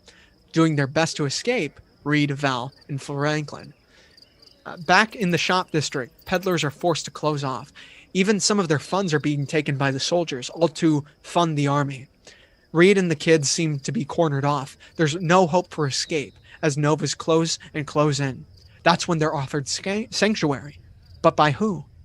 Obviously, the Grand Master once again, leading the family into the collector's shop. They reveal to be secret agents for the Resistance and have a portal for refugees that leads to their base deep in the Savage Land. It's time to go, and as the portal opens, the Richardses get in position to leave, but Val tells him that she has to stay. She has to get to Norrin, and she pushes her brother and father through. The portal closes, and Val is left there. The shop is entered by Norrin, leading some of the Novas. He threatens the Collector and Grandmaster for information, but Val comes out, telling him that she surrenders. Norrin is shocked, for he recognizes her. His last memory of Val, that day in Latveria. She used to be Doom's Herald also, but she also told him that he was more than this. Conflicted, the Silver Surfer quietly takes Valeria into custody. They leave New Xandar, heading for Doomstadt. Reed and Franklin are shot from the teleporter in a dusty cave. Not acknowledging the area, Franklin yells about how they have to go back and save Valeria. But as Reed is calming down, they are interrupted. Guards of the Resistance approach, with their weapons aimed. Identify. They demand an identification before they're shot. Kang comes to their aid, ordering the guards to lower their weapons. The two Richards are led through the safe haven, directly to the medical area. There, they see Carol Danvers lying on a table, being stitched by Dr. Kamala Khan, previously Miss Marvel. Kate standing there, telling Reed that they have crippled the Maestro's forces, and that they finally gained something of an upper hand. Richards asks Kang to see the head of the Resistance, so that he can acquire transport for himself and Franklin. Yeah, that's what I wanted to tell you earlier, Kang responds. But like I told him, Reed, says a familiar voice from behind. You like your surprises. Reed knows the voice, however, it's older, much more mature, but tired. He turns around to see the leader of the Resistance, his old friend and student, Johnny Storm, the former Human Torch.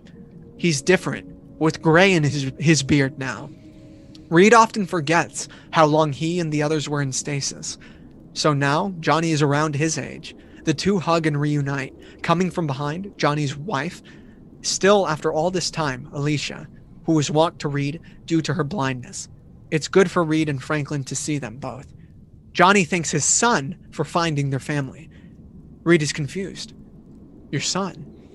That's when he turns to Kang, saying, You're his... Nathan? Baby Nathan? Kate, next to Kang, chuckles at the nickname. Yeah, Kang was a nickname. My godson, you've grown so much. And Reed hugs the teenager in a way that makes him shrug back and forth. You're my cousin? Asks Franklin. Great.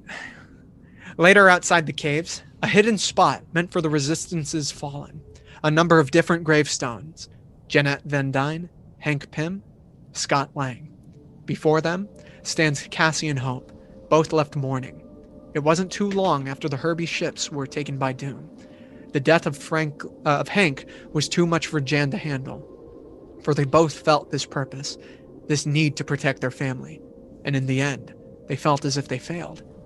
I can't even protect myself, says Cassie. I'm not a hero like the rest of them. I'm not what this world needs. Not everyone has to be part of the action, says Hope, to make an impact. Your dad wouldn't want you to go off putting yourself at risk like that. He risked it, Cassie retorts. Every day, every fight, even at the end. Who would ever think Ant-Man would be the one to die trying to save the world?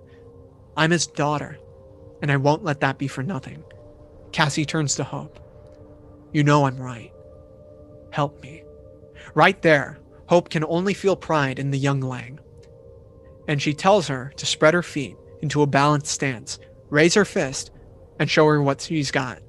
The training for her has begun. Later, back in the caves, Reed and Johnny, along with Franklin and Nathan, sit, with some refreshments amongst all the Samaritan work. Reed tells him how amazing that is, how he can't believe Johnny put this all together. I only took your lead, Johnny replies. Started a new, much smaller future foundation. Found as many teachers as we could for an underground agriculture.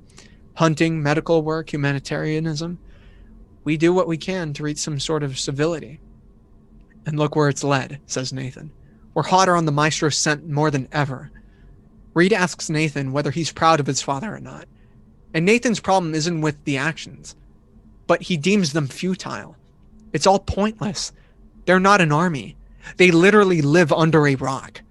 Sure, a school, a garden, a hospital may seem like a good investment, but to what? There's a reason he's more interested in the past, because to him, there is no future. Johnny is heartbroken in hearing his son say this. Nathan walks away, but before he can go, Reed tells him that Valeria has been taken by Norrin to Doom. Can he help? Maybe send someone? But Nathan offers to go himself, with the help of Kate. He's off. Johnny tells Reed that he's not been the perfect father, letting the rebuilding of this society to get in the way of his family at times. Reed knows he's doing his best. So, you need transport. Where and why? Asks Johnny. I found Strange, Reed says. He told me that Doom has plans for the multiverse, and that a man named Brother Voodoo in the southern swamplands would have more information. I need to get there. There's a secret ship with pirates that Johnny has commerce with from time to time for goods and services. He could possibly take them. But are they sure it's a good idea? Reed is confused. But it's a fair point. The last time Reed came to Johnny asking for his help, they went to another planet where Ben died, and right after Doom attacked and destroyed the Earth. We're not superheroes anymore, Reed. We're trying to live, and I can't sacrifice any more men and women for your cause, he says. Reed is silent, pondering, recognizing the irony and deja vu of their conversation. I'm surprised you haven't asked about Sue, Johnny mentions. I haven't seen her in years, but the rumor is she's been living it up in Atlantis with Namor. She was kidnapped, says Franklin. You know your mother, Frank. Her power, her smarts, she could have left any time she wanted. I hate to say it, but she's one of them. You've grown pretty cynical, Johnny, says Reed. No, I've just grown up, he responds. At that moment, an alarm is raised. It's one of the Resistance's secret informants, the Valkyrie. Johnny rushes to the radio, hearing the warning. I didn't have time. They found you. They're coming now. Johnny raises the alarm to evacuation status. All the residents, as if they've been trained in waiting, get up single file and grab their necessities. Kamala leads the medic staff, Hope and Cassie come in, leading security, and the civilians are rushed by Nathan, who helps his mother. Johnny tells Reed and Franklin to go down secret tunnels to reach the ships. They'll take them to the swamps, but at that moment, the wall next to Johnny is blasted.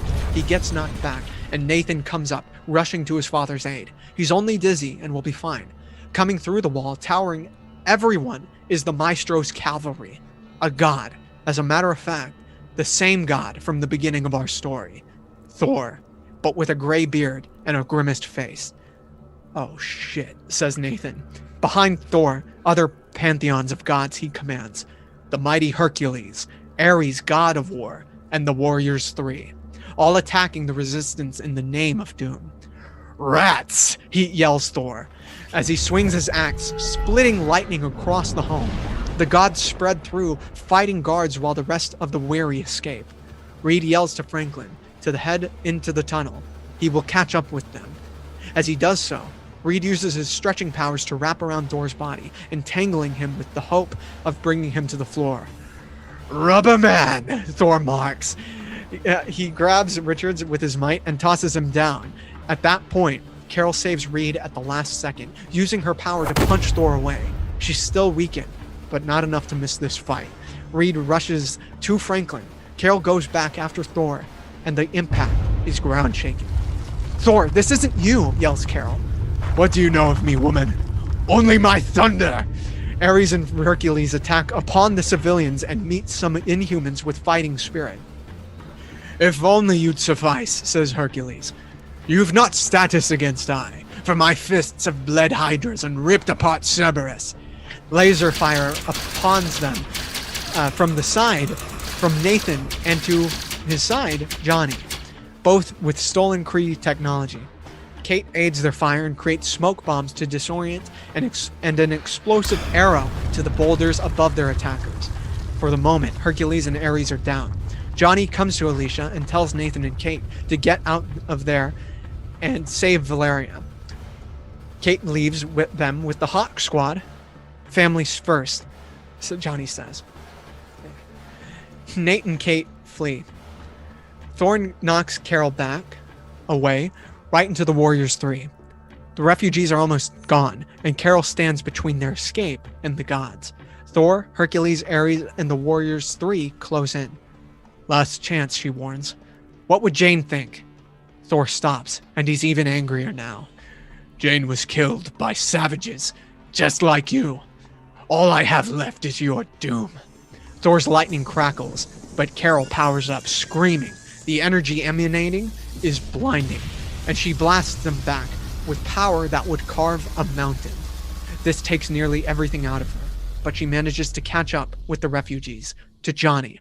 They're headed to New Xandar. Away from the action, it's dawn. The sun is rising as Rhodey pilots his ship. Waking up in the passenger area is Sam, who comes up to the cockpit, joining Coulson and their tour guide. In the distance, the skyline of New York City is seen, with a rising sun. At least that's still beautiful, Wilson remarks.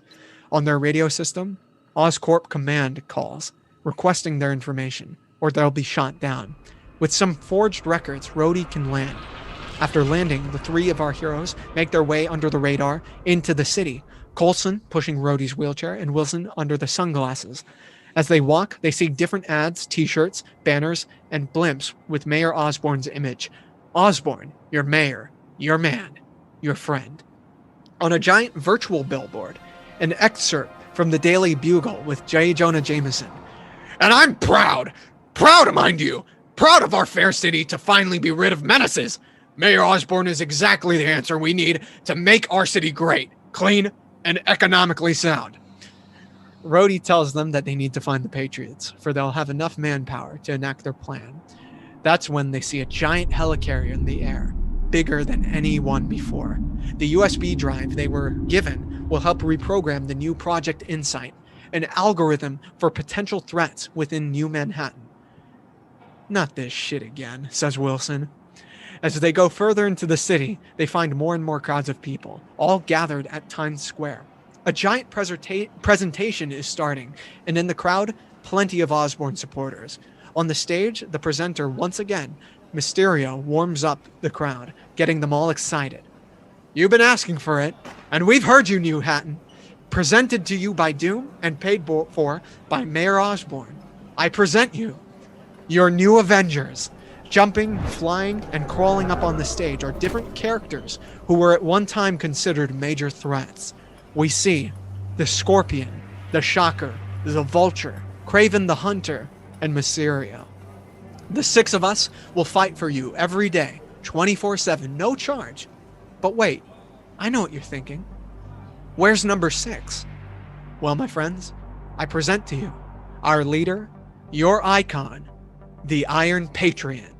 The Iron Patriot lands in a repainted Iron Man armor, mimicking the color scheme of Captain America. The crowd goes wild. In the audience, Rhodey looks at it. That prick stole my look. Wilson asks, your look? Taking off his helmet, the Iron Patriot is revealed to be Mayor Norman Osborn, who tells the people that the Avengers are at their service. And as crowds grow louder, our three heroes in the middle get more uncomfortable. They need to get out of there quickly. And at that moment, the sound of sirens can be heard, disrupting the whole event. And over a PA system, a teen's voice is heard. Not the real Avengers. A smoke bomb is thrown to the stage, and the crowd panics and disperses the area. Osborn's Dark Avengers take his lead in formation and go full-on offense. Atop a nearby roof, a young teen can be seen. A black boy dressed in a red, white, and blue armor, with a shield similar to Captain America's. His name is Elijah Bradley, but he goes by the Patriot. He yells, Patriots! He and other vigilantes such as Daredevil, Luke Cage, the Punisher, Cloak, and Dagger jump down to fight the imposter heroes. The fight begins. Sam and Coulson want to help, but Rhodey tells them that they're not ready for a fight. They need to get one of the Patriots to lead them to their base.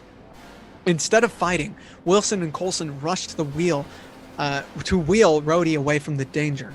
Havoc behind them ensues. Daredevil goes up against Kraven, Luke Cage fights off the Iron Patriot, Frank Castle tries shooting down the Vulture, and the Patriot fights off the Scorpion. Through the havoc, Sam is split from the other two. And right when some rubble is about to fall atop him, he's saved by a familiar face. "What are you doing on the ground, soldier?" says the voice. Sam looks up and sees it's his old partner, James Buchanan Barnes, the Winter Soldier. Sam is actually glad to see him for once, and they need help. Bucky tells Patriot to fall back, and they do, making their cover through another smoke grenade. Frank can't help himself before they disappear, and he shoots the shocker through his lung, leaving him for dead. The Patriots disappear. The Dark Avengers regroup. Osborn tells Kraven to create a perimeter, and Vulture to check the skies. Mysterio will hack into civilians' phones and cameras to look for these Patriots. They stand over the shocker, who's bleeding out, and Osborn asks himself, "Why on Doom's green earth did I say yes to you, Sherman?" He puts the shocker out of his misery, blasting him with a repulsor. Osborn tells Scorpion to bring in their understudy. "I don't care if you have to drag him from his lab. I'm taking Octavius off the bench." The Dark Avengers disperse, leaving the area for damage control. In the sewers, the Patriots and their guests move quickly and deeper into the roots of the city. Passing different security systems, guards, and cameras, they come to their home, or at least the closest thing to one. In it, they pass some boxes of artillery, extra suits, food, but that's it. This is their little base. Luke meets his wife, Jessica Jones, who's pregnant with his child. Matt comes up to his lover, Karen Page, who helps set his arm in place. Rhodey is disheartened. How are they supposed to get the helicarrier with such a small crew? "You don't," says an older voice from the shadows. Getting up to face them all, slowly with his cane, is a much, much older man. It's amazing how mobile and lucid he is. But that's what Super Soldier Serum will do to you. It's Captain Steve Rogers. "You just don't," he says. Sam, Coulson, and Rhodey are shocked to see him. The original Captain America. Or that's what you would think at first. Elijah's great-grandfather, Isaiah, was like many other black men during World War II, experimented on. And he was the first successful candidate of the serum. Elijah found Rogers and the others to fight back, to reclaim their city, so it hurts to hear this from him. Sam comes up to Rogers asking what happened to him. The man he used to know would never come to this, hiding in a sewer, giving up. "We had an army, Sam," Steve tells him. "We tried fighting back, but Osborn kept pinning us as the bad guys." "You can't believe that, Steve. You just can't sit here letting these families live in sewers." "I'm old, Sam. There comes a point where you run out of energy to believe, especially when the young don't want to. For years we tried doing the right thing, until most of our people died or gave up and left." Their people? Who is Steve talking about? The kid, Parker. He had so much potential. Then the weight of this war was too much for him. And one day, Doom opened a portal, trying to recreate New York using pieces from other universes. It got messy, and other people from those worlds started spilling into their own. Peter took the others. Those others became his followers, his spiders, and they left. But where did they go? Steve tells him that, rumor has it, they're living on Liberty Island. "More like Spider Island," says Patriot. "They're too scared to keep the fight going." "I've fought wars all my life, Elijah," says Steve. "They're damn right to be scared."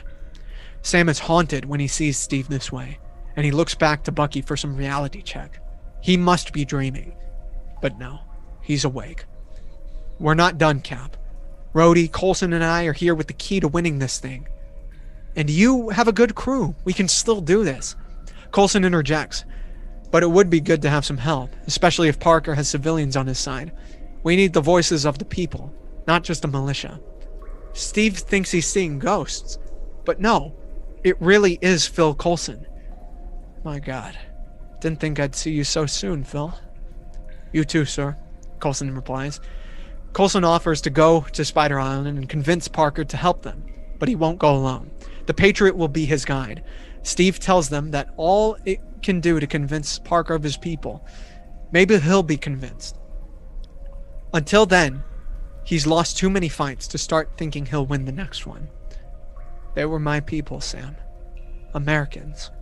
Now, that shield has been twisted into something of hatred.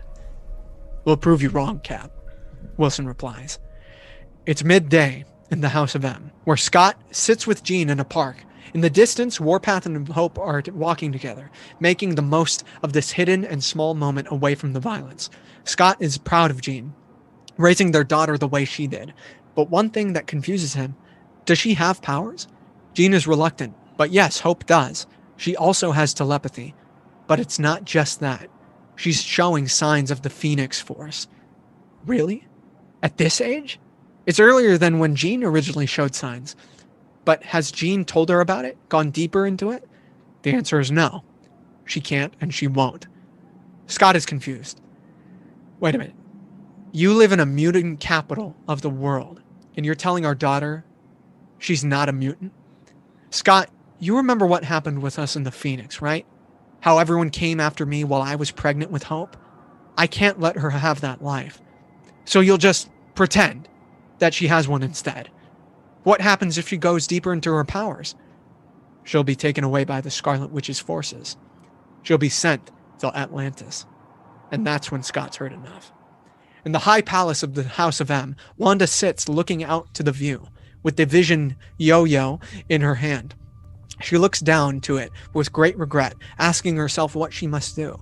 But her thoughts are interrupted when Scott barges in with Hope, guiding him. The guards are cautious, but Wanda allows their presence. Summers berates Maximoff. How dare you, Wanda? First you nearly wipe us out, then you marry Doom just to control us? And from what I hear, that's not even enough. Namor uses us for sport. I promised my people a beautiful life, and your paper town down there is not it. Wanda is silent. What can she say? She can only look down in guilt. Vision would be ashamed, Scott ends off with. He leaves still guided by his daughter, and to the side of Wanda are Wakan and Speed, who heard the whole thing. They ask her if what he said was true. Does she and Doom do this to their people? Why? Wanda comes to them saying that they did what was good for the world, for them. But that's not enough for them, especially Wakan. He's not only a mutant, he's gay. And here he is living comfortably as more of his people are being stepped on and beaten. The brothers leave the room and Wanda is heartbroken. As Scott and Hope leave, he pulls out a comms device contacting T'Challa to check his progress. In the mines of Atlantis, T'Challa is undercover, working hard to avoid suspicion. He tells Scott that he's making his way to his people, and then the mutants. As he hangs up, he notices a woman drop a bag of rocks due to her wariness. He helps her and realizes that it's his sister, Shuri. The two hug and asks where their mother is. But the old don't work labor, they make clothing. Where's Storm? Namor has her as his prized possession, high in his war tower. Later, when it's feeding time, Wakandans are given the scraps of Atlantean food for their work. Shuri and T'Challa sneak away. They make their way to the prisons of where Wakandans and mutants are separated and forced to train for the gladiatorial matches. In there, T'Challa is reunited with M'Baku and separated and his personal Dora Milaje Okoye. His sight brings them new hope, and they immediately are ready to follow him into battle. However, they have to play the waiting game, and he has to find Susan Storm. T'Challa is then taken to a private prison of Sue. M'Baku and Okoye take down the guards. T'Challa opens the door and talks to her. She's suspicious, not recognizing him. But does she recognize the names Reed, Ben, Johnny, Franklin, and Valeria? And somehow she does. Who are they? T'Challa explains to Sue that Doom and Namor destroyed their home and restarted. They've brainwashed everyone, including her. Deep down, she knows it's true. She offers her help and asks what the plan is. How do they get out? Above New Manhattan, the giant helicarrier witnesses the city, with searchlights peering through buildings, searching for traitors. Aboard the vessel, Osborn lands in his mechanized suit. The primitive AI, Norton L, takes each piece of and is seen that the different engineering and propulsion systems are automated and ran by the AI. Osborn passes his platoons of soldiers from his private Hammer militia. He also passes holding cells of caught members of this resistance and possible suspects who would know the location of Peter Parker. Old classmates, family members, and girlfriends are interrogated and tortured. Norman enters his laboratories where Norton L. assists Dr. Otto Octavius in building technology for their army. Osborn tells the scientist that he'll be joining his team to search for the Patriots and the Spiders, especially the Spiders. Otto, however, is a scientist not interested in hunting for sport. Osborn doesn't listen and intimidates Octavius until he agrees. By the way, how's their side project coming along? The Hobgoblin, you mean? Asks Otto. He's in the other room, without about 30 days of sleep. This new brainwashing technique is a bit primitive, Norman. Quite close to torture. Norman heads to the room. Trust me, he doesn't know torture. The door opens and Norman sees the Hobgoblin's guards, the towering Rhino and the shocking Electro. They guard a younger man sitting amongst different monitors, heading the search investigation of New Manhattan. Osborn relieves them both, and he's alone with the Hobgoblin. How's it going? Have you found anything? The young man is silent. I know you're probably holding back information. You probably know where Parker is, or where he was. And you probably think I'm a monster. But I'm not. I'm just a father without a son. Did your friend ever tell you about that? How when Doom put me in charge of what was left of civilization, the children didn't appreciate my approach. My sacrifice. They fought under a shield, but they banded together under a spider. Did you know that one of these kids was my boy? His name was Harry. He was Parker's first best friend, and Parker got him killed. So when you continue to look, just remember what it really is you're trying to find. Norman heads out, but stops. Oh, before I go, wanted to give you something for all your hard work. He sets a Lego piece of Yoda next to the Hobgoblin. I heard you liked the guys in the chair. Happy hunting, kid. Norman leaves a Peter Parker's best friend, Ned Leeds, to continue the manhunt for Spider-Man. Ned is left with a tear in his eye and drool from his mouth. With his computer and all the effort he can muster, Ned hacks past Norman's firewalls and sends out a message in Morse code to the unknown. On the harbor of New Manhattan, you can see the helicarrier continue its search from the distance, but as you travel further, you will hit a small, abandoned, and desolate island, one that used to stand for liberty until it was torn down. On their small boat, Coulson and Elijah land and are met by two guards. These guards are spidered out, one in a dark trench coat, calling himself Spider-Man Noir. In fact, he sounds a lot like that guy from Con Air, Coulson mentions.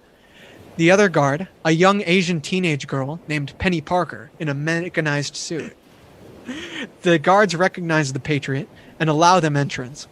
As they're led within the community, they see different refugees from NM, similarly to those in the Savage Land, but their defenses are built up and still being built by webbing. Coulson notes how they're really stuck to this spider theme. They pass the garage where spiders like Miguel O'Hara from the year 2099 are working on different vehicles, like the Spider Buggy, updating with intuitive technology. Up on the walls, Jessica Drew and Silk patrol, led by Spider-Gwen, keeping an eye out for intruders. An odd cartoon pig named Spider-Ham is entertaining some of the children on the island. But it's not the weirdest thing Coulson has seen, oddly. Noir asks what Spider Island can do for them, and he responds, "We're looking for Peter Parker." "I'm Peter Parker," says a voice to the side. And as Coulson looks toward the voice, he grows a puzzled look, mentioning that he doesn't look like the Peter Parker from his databanks. That's because he's not the same one. This one is from Earth 211 and is played by Andrew Garfield. He's the communications officer for the island. He directs the two visitors to Parker, the leader of their community. They approach a construction area where different members of this small community are working together to lift beams that will help create homes for their homeless. A giant one is helping with the heavy load, and it's a black-coated behemoth of two identities. Eddie Brock, aka Venom, leading the construction. There he is, Peter Parker of Earth 616, played by Tom Holland. Along with him, his partner, his right-hand man, Miles Morales, played by Shamik Moore. Coulson approaches him, introducing himself. However, Peter is too distracted, almost acting dismissive towards Phil. He's too busy on his project, focused on bettering his society more than adding to a feudal war. Coulson notes that he's not acting at all like the Spider-Man he's heard about. First Cap, now you? Of all people, you gave up? How can you even call yourself Spider-Man if that's the case? Asks Coulson. I don't call myself that anymore, Mr. Coulson. And I didn't give up. I moved on. We offered them the same chance. They wanted to keep fighting, says Peter. That's because there's still something to fight for, Mr. Parker. Parker deep down knows he's right, but ignores the feeling. Coulson and Patriot are free to stay there as long as they need. As he walks away, Coulson tells him that his cybernetic mind has files on all Avengers, including him, and he noticed that his family isn't to be seen. Aunt May, MJ, his friends. Did he just give up on them too? Peter is ashamed, and he looks to Miles. Hear him out at least, Pete. Parker looks back, and he says, First of all, you don't know what the hell you're talking about. Now, what do you want? Coulson replies, First, why are there multiple versions of you? Down south, the seas turn from blue to dark green as the pirates approach the swamplands on a giant wooden ship. Reed and Franklin look aboard, seeing the bayou as it grows bigger and bigger. The deckhands prepare for the ship's halt. Different pirates, such as Mark Spector, Kurt Wagner, Daisy Johnson, and Robbie Reyes. As Johnson uses her quaking ability to push the ship's sail, another deckhand sings a song with too many explicit words to count. This man is Wade Wilson, Deadpool. The ship's captain is none other than the Daywalker, Blade. As the fog of the wetlands clear, they float deeper and deeper within the marsh, and on passing lands, men and women in formal robes stand practicing Tai Chi. They've reached the new Camartage, home for mystics. As Blade ships dock, Reed and Franklin are met by their guide, Wong. They reunite, and the Richards are welcomed. The three go deeper into the swamp while Blade's crew wait. Richards notices that many young students are there practicing forms, but not magic. Wong tells them that the spirit itself will lead to magic, and the power it gives. Reed is there for the same spiritual development, even if he doesn't know it yet. Reed says that Strange sent him there to meet with Brother Voodoo. They need to find the answers of the multiverse. They have to find out what Doom's up to. Answers cast a greater image than your quest, Richards, says Wong. And as they go closer to Voodoo, Richards notices a school of young students led in Tai Chi by Danny Rand, the Immortal Iron Fist, and Shang-Chi, the Master of Kung Fu. Franklin jokes, Is that where you teach them to do the crane kick? Wong adds, Camartage is growing, whether it be in Doom's world or not. The spirit is always taught, hardly forgotten. And finally, Reed and Franklin arrive to the center of the swamp, where they see Voodoo. He sits stagnantly, meditating with eyes closed. Atop his head, dreads and braids with feathers. Around his neck, bones of different creatures from the multiverse. He is calmed, greeting Richards. I know your travel's been long, Dr. Richards, but it is the same for any endowed with a destiny such as yours. A third eye opens on Voodoo's forehead, looking at them, and Franklin is visibly grossed out. Reed offers his condolences for the state of Strange, but Voodoo tells him that Stephen will join them soon enough. Due to Reed's presence, Voodoo is convinced that all shall occur as destiny offers. You can see the future? Asks Franklin. I can see pages of a book. It's a gift offered to few, offered to us. Reed interjects.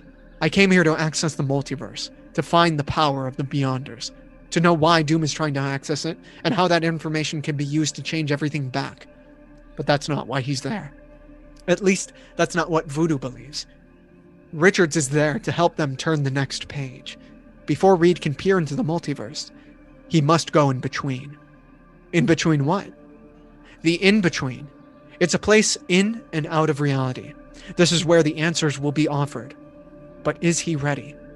Going further will mean they forfeit comfort, security, and are only left with vulnerability. They will face their fears and will doubt themselves.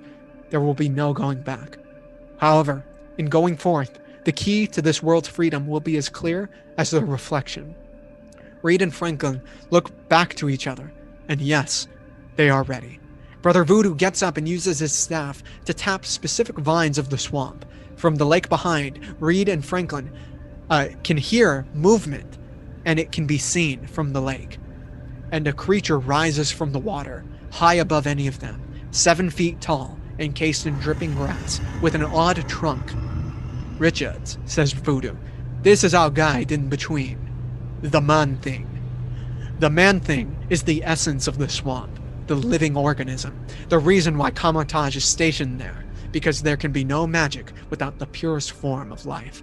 Silently, the creature joins with Voodoo to open a doorway to the in-between.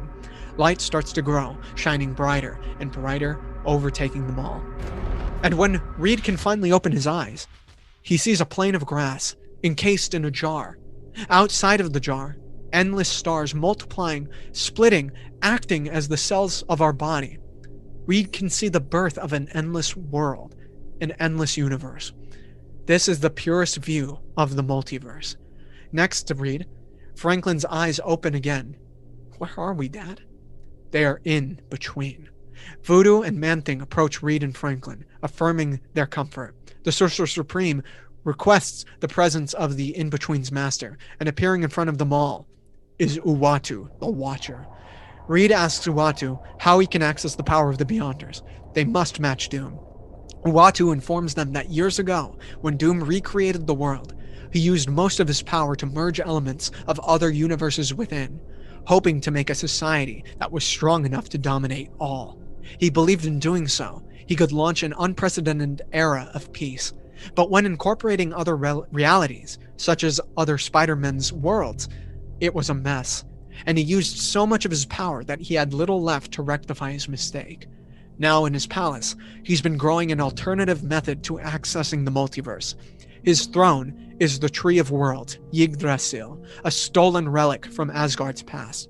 The god of mischief Loki helped him plant it, and for 15 years, it's grown in scale and in power.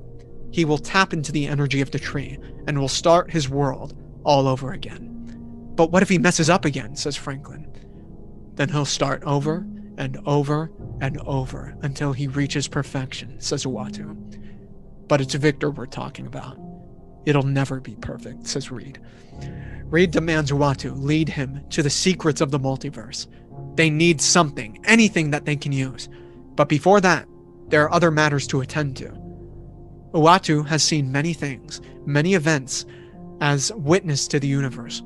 And one key ingredient to reality's survival is here with them. With the Watcher's power, he summons what seems to be a cocoon, encasing a person who appears to be in a form of stasis. He wakes her, and after 15 years of sleep, Jane Foster is back and awake. Reed recognized her from her theoretical work and heard she was an ally to Thor. Jane is clearly distorted after being sent through the Bifrost at the beginning of our story. She was found in the endlessness of space by Uatu. Her time of awakening is now. She asks Reed where Thor is. She had something to tell him, something that was dreadfully important. Richards is still haunted by the answer to her question, but he's honest. Thor is with Doom. He took him over. Jane is quiet for 1 second, and with a grimaced look, she turns to the Watcher and demands that he tells her everything, starting with this Doom guy. In the catacombs of Doomstadt, Victor is in a deep dungeon next to a darkly lit cell. On that, one that's alone and caged with steel bars. He leans on the bars, looking within the cage, speaking to the prisoner. You could break these easily. I know you could. I know you've thought about it.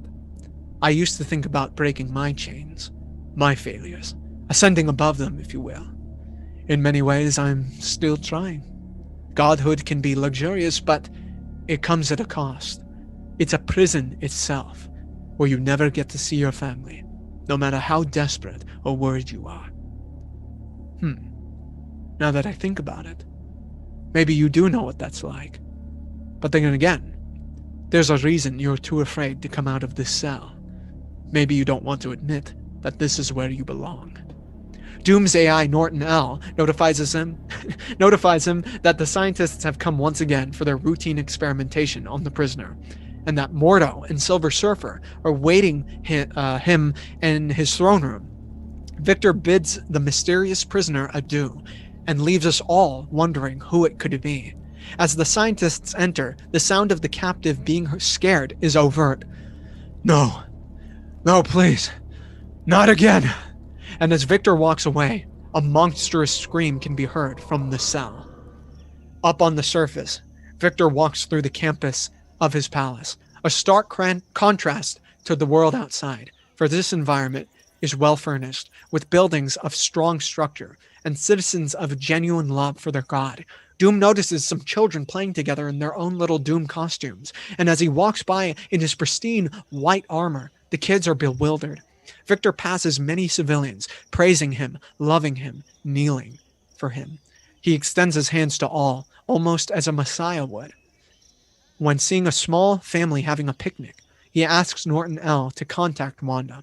He wants to hear her voice. Unfortunately, she's not picking up, but Norton L will leave a message for her. I'd prefer you let me do that myself, Norton, says Doom. Is it true, Master? Asks Norton L. What Mayor Osborn said, that an AI had caused you great pain in the past. Is this why you do not trust me? Is this why I am simply an appliance to you rather than another who worships you? Doom tells the AI that he cannot worship for he doesn't have a soul. Doom knows the soul very well. I believe in you. I listen to you. I love you, says Norton L. You are God, and my prime directive, or as a human would call it, my reason for living, is to express your beauty in any way that I can. My lord, I can only grow as a mind of curiosity, not of heresy. Doom is silent, pondering the device's words as he reaches the palace doors.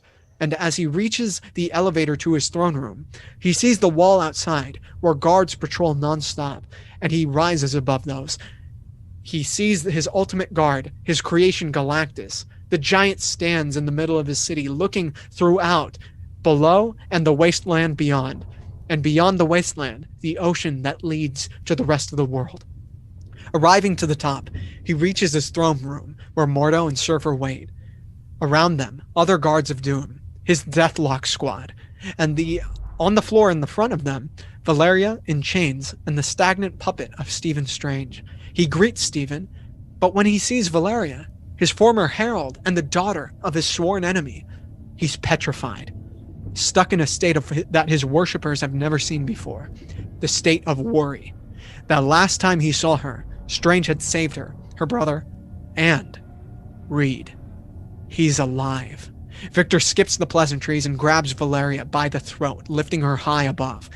Where is he? Doom snarls. With his small gasps for air, she manages to say, Who's he?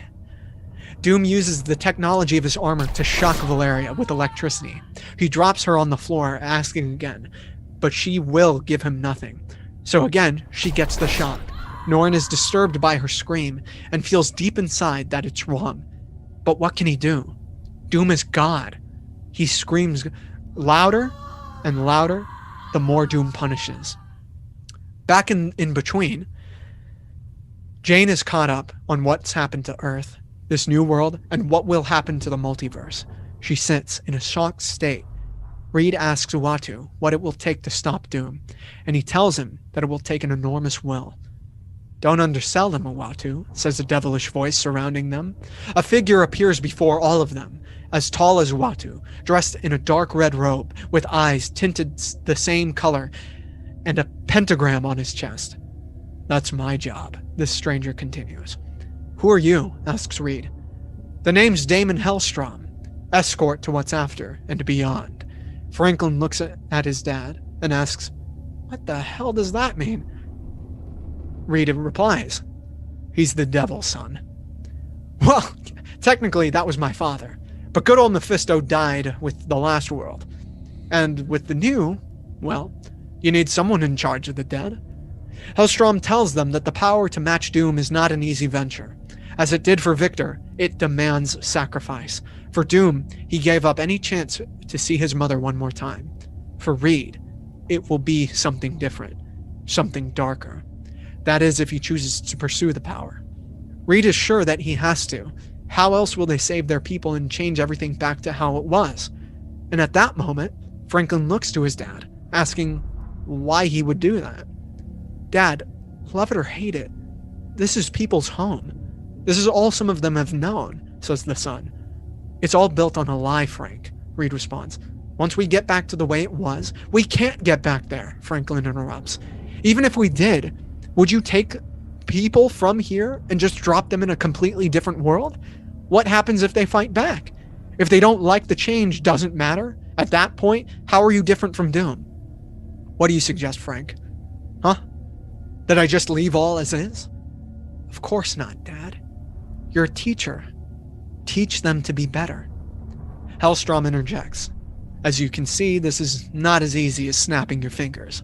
In fact, it gets more complicated. Damon tunes into the sounds of a woman screaming, making it heard for everyone else in between. It is the screaming of Valeria. Reed and Franklin are horrified and call for her, but she can't hear. Back in Doom's palace, he continues to zap Belle. She looks up. You won't get me to talk. It's not you I'm trying to convince, Doom sneers.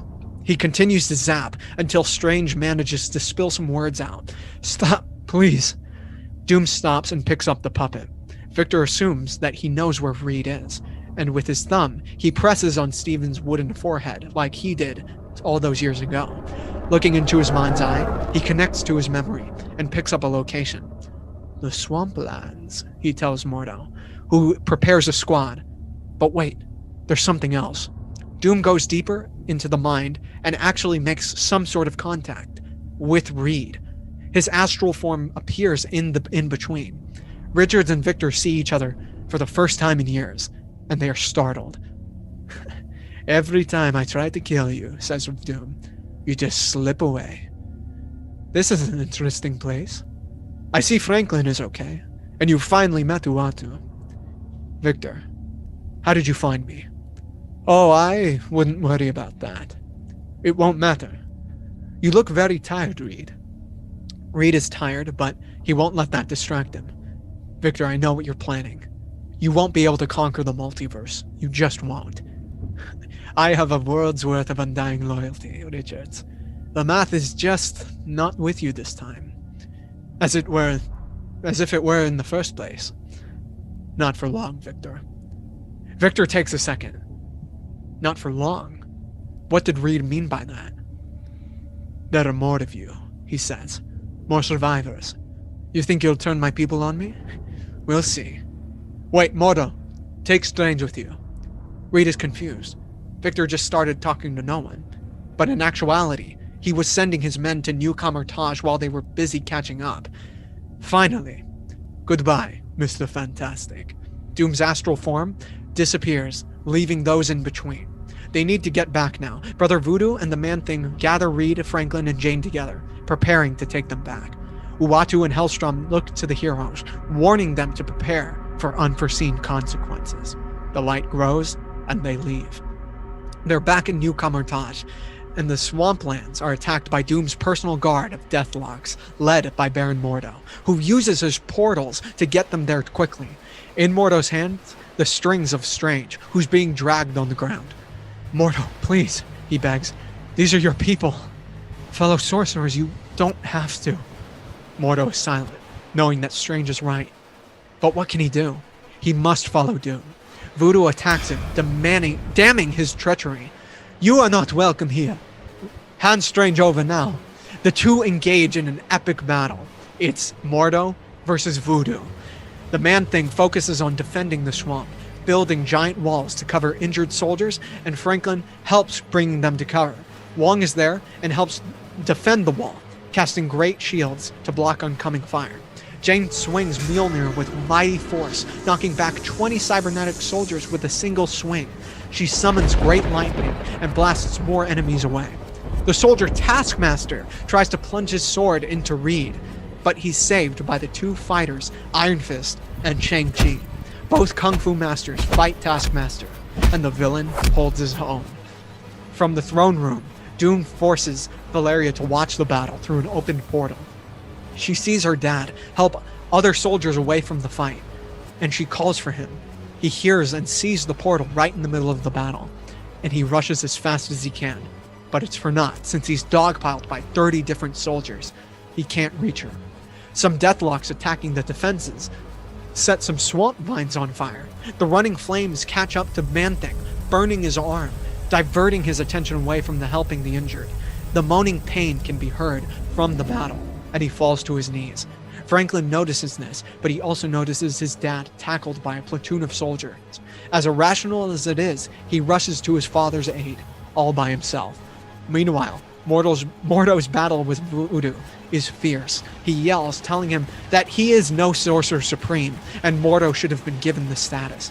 The brother tells him that he's too angry to realize he could have easily, and too much of a fool to have been able to keep the title. In a rage, Mordo casts a spell of knives at Voodoo. A volley of blades rushes to the warlock, but as he raises a shield, the passing blades do hit someone.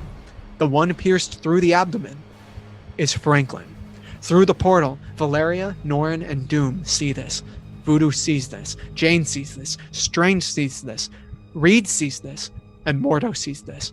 His shame is immeasurable, and the sheriff of Agamotto, his magic desperately ends. Valeria yells for her brother as he falls to his knees. Doom calls for his men back, and Taskmaster, escaping the fight with the Kung Fu legends, leads them back through the portals. Reed gets up instantly, rushing to his son's aid. He grabs Franklin in his arms, and with sleight of breath, he manages to make out, "Val, Mom." "Oh, Frank," cries Reed. "My boy, my beautiful boy. Uncle Johnny. Alicia. Nate. This is their home." Reed's tears can fill a dam, for he's losing his son. Except he's not his son anymore. He's not a boy anymore. Even in the end, Franklin proves how much of a man he was. "Prove me right, Dad." And like that, Franklin Richards dies. Reed is in a catatonic state. How could he fail his son this way? Valeria continues to yell as Doom closes the portal. He orders Norrin to take Valeria to the dungeon, and he does, regrettably. Taskmaster comes to Doom, asking why he didn't order death on Richards. "I've done worse than kill him," says Doom. "I've hurt him. Now, for the rest." Doom orders Norton L to prove his loyalty and to send out a message to his court hordes. To Namor, the Maestro, Thor, Osborn, the Novas, the Skrull, the Kree, and to Wanda, they are to enact a full-on search for possible traitors. Any who seem suspicious or act as a heretic will be subject to immense interrogation. Specifically, Maestro is ordered to go to the House of M to rough up some of the mutants, and Thor is ordered to hunt down the refugees of this resistance with the force of the Asgardian army. Streets will be cleaned, homes will be invaded, people will be questioned, all for the glory of Doom. Long live God and King. He also tells Norton to start their secret protocol, Project Renewal. Up above, peeking through the throne's window, is Nathan and Kate, who saw everything, especially where Norrin was taking Valeria. The two snake away to save Nathan's cousin. On his knees, Mordo realizes what he'd done. His grip on Steven's strings is loose. Voodoo comes up from behind, picking Steven up. "You know what must happen next," he tells the puppet. "Yes. Bring me to him," Steven responds. Brother Voodoo brings Steven's body to the Man-Thing, still on fire. On his way, they stop to see Wong and the recovering sorcerers. They all bow to the wooden doll. Now, above the burning creature, Voodoo raises Strange above. Before the final action, Steven asks Voodoo to help Mordo. He's now realized who he truly is, Voodoo, and those who understand this can be brought back. Voodoo nods to the former Sorcerer Supreme. The wizard drops Strange atop the Man-Thing, and the puppet starts to burn. But he does not yell, for it is not murder. It is sacrifice. The last essence and magic of Stephen Strange is given to the Man-Thing to save the purity of the swamp, to save the magic of New Camartage, to save the fabric of reality. In the distance, Reed sits above his son's body, just looking. Jane comes up from behind, saying that they have to move. They have to find Thor, convince him to help them. Reed is silent. The Watcher appears above both, telling them that the hours grow shorter. You knew, Reed says lifelessly. My son's death. You and Hellstrom knew. Uatu is silent, and Jane asks where shall I be able to find Thor. The god of thunder will be where the defenseless shall, to the west at the gates of New Xandar. Before she goes, she puts her hand on Reed's shoulder, telling her how sorry she is. She understands this loss more than he knows. With a spin of her hammer, Jane launches into the air with incredible speed. Reed sits still, waiting for his son to wake up. Away in the mines of Atlantis, Susan feels a coldness behind her neck. The same odd feeling many experience at what seems to be random moments. Could it be an omen of good things to come? Or something bad that just became? T'Challa tells her to keep digging, for the guards are approaching. It's the same 2 soldiers for the 5th time. They've been counting for the past 2 hours. Shuri makes her way to them, sneaking some Atlantean metals she found while digging. When no one was looking, she made a little tool out of the metal, and in secret, she uses it to dig into Susan's collar, the same one prohibiting her use of powers. Finally, the chains break, and Susan turns invisible. Above the miners, those same 2 guards patrol, conversing about their favorite type of fish, but at a moment, they are knocked out one by one. One by one? By no one? It can't be. In fact, it is Susan using her powers and invisibility. She makes her way to the control room from this section of the prison to free the prisoners. Their shock collars are too unlocked. The miners are surprised, scared, and worried. In the sewers of New Manhattan, Steve Rogers is in his grandfather chair with a beer in his hand and a picture of Peggy Carter while watching television. A terrible late-night talk show is on, titled I Wonder Man with Simon Williams. The title host is played by Nathan Fillion. He's interrupted by Sam, Bucky, and Rhodey. They have to try something. Rhodey's USB drive must make it to Osborn's helicarrier. You won't have any help from me, says Steve. Harebrained schemes like this, they've cost plenty of lives already. No more. The 3 are saddened to hear this, especially Sam, the one who inherited the man's shield. But he can't waste time getting angry at an old man. Maybe his fight is over. Incognito, the 3 head up to the surface with the hope of saving the world. Left alone, Steve looks to his team of vigilantes. Luke looks at him with disappointment, as does Frank and Jessica. Cloak and Dagger look to each other in worry, and Daredevil just looks down. Steve Rogers is unsure of himself.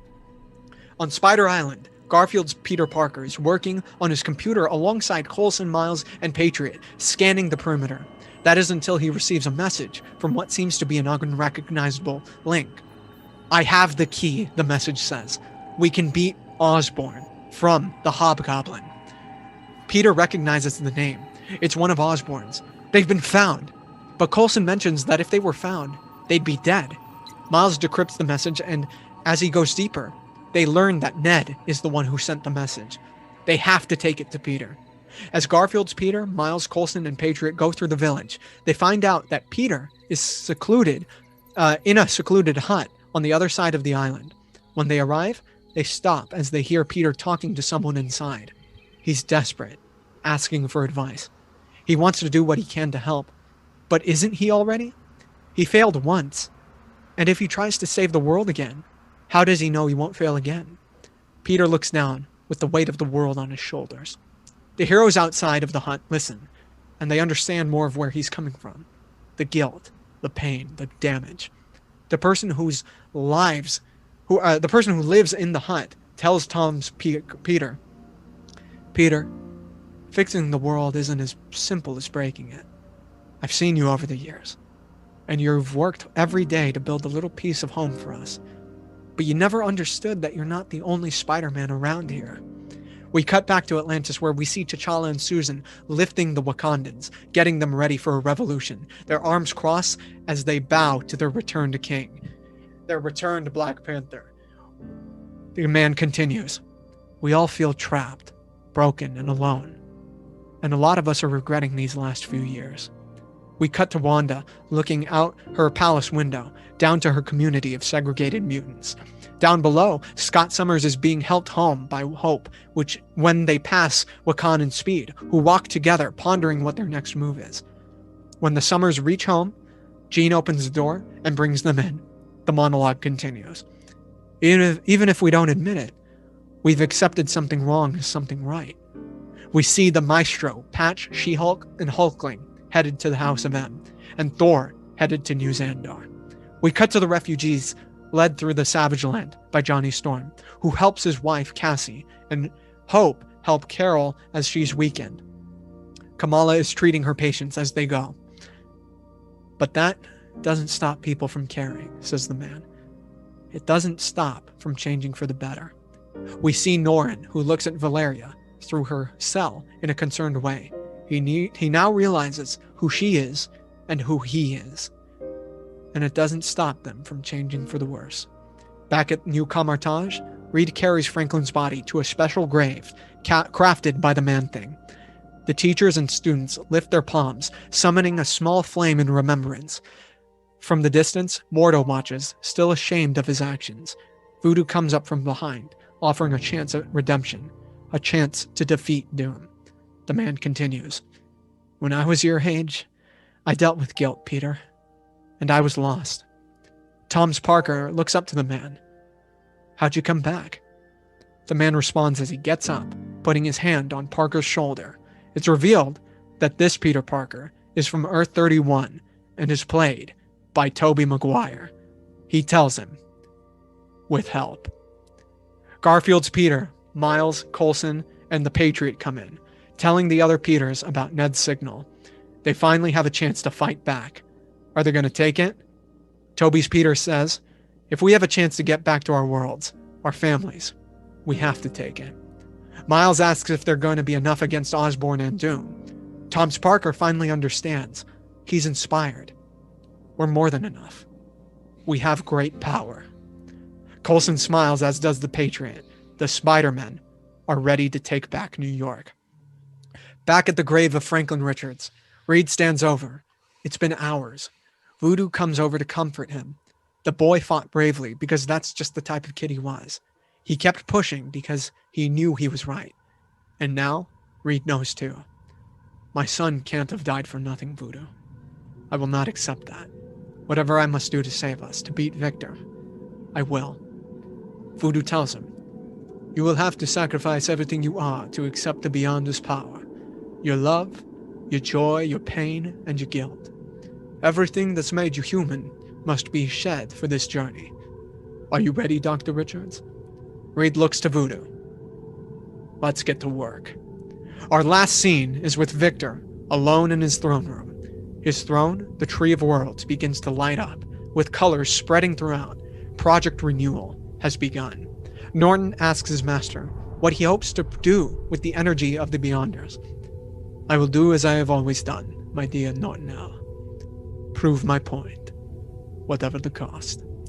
Though the sun sets on Doom, the war has just begun. End of part 1. Bruh! Oh my gosh, man. Bravo.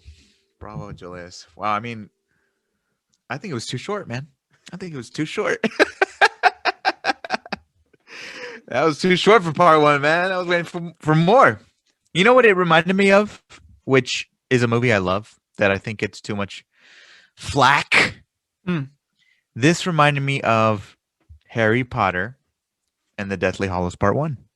Yeah. A beautiful setup to just a downright epic, iconic ending.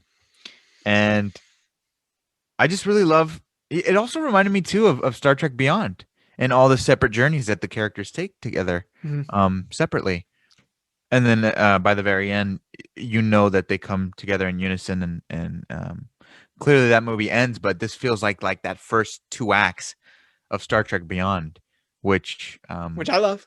Which you love. I enjoyed. You know, I remember having issues with it at first, but I love the character work in Star Trek Beyond. And I love just the chemistry between every single one of them. Um, so the part one of your Secret Wars definitely reminded me of those two films in the best way possible. Well, thank you. That's There cool. was a lot of epic stuff in here, man. I mean, from the very beginning, I love that you kind of filled in where Thor was, because I know Thor has been kind of missing Hmm. in the pitches, and for a specific reason. And this is why, because he dealt with Doom on his way to handle or to control Earth and stuff like that with his heralds. And Doom handles Thor in a way where it's like, holy crap, this is very reminiscent to how striking that opening was in Infinity War, Hmm. when Thanos was handling Doom, or was handling Thor and Loki. Absolutely nuts. I love how you open it like that. Very compelling throughout. And yeah, like I said, I think Reed Richards here, man, for me is clearly the standout.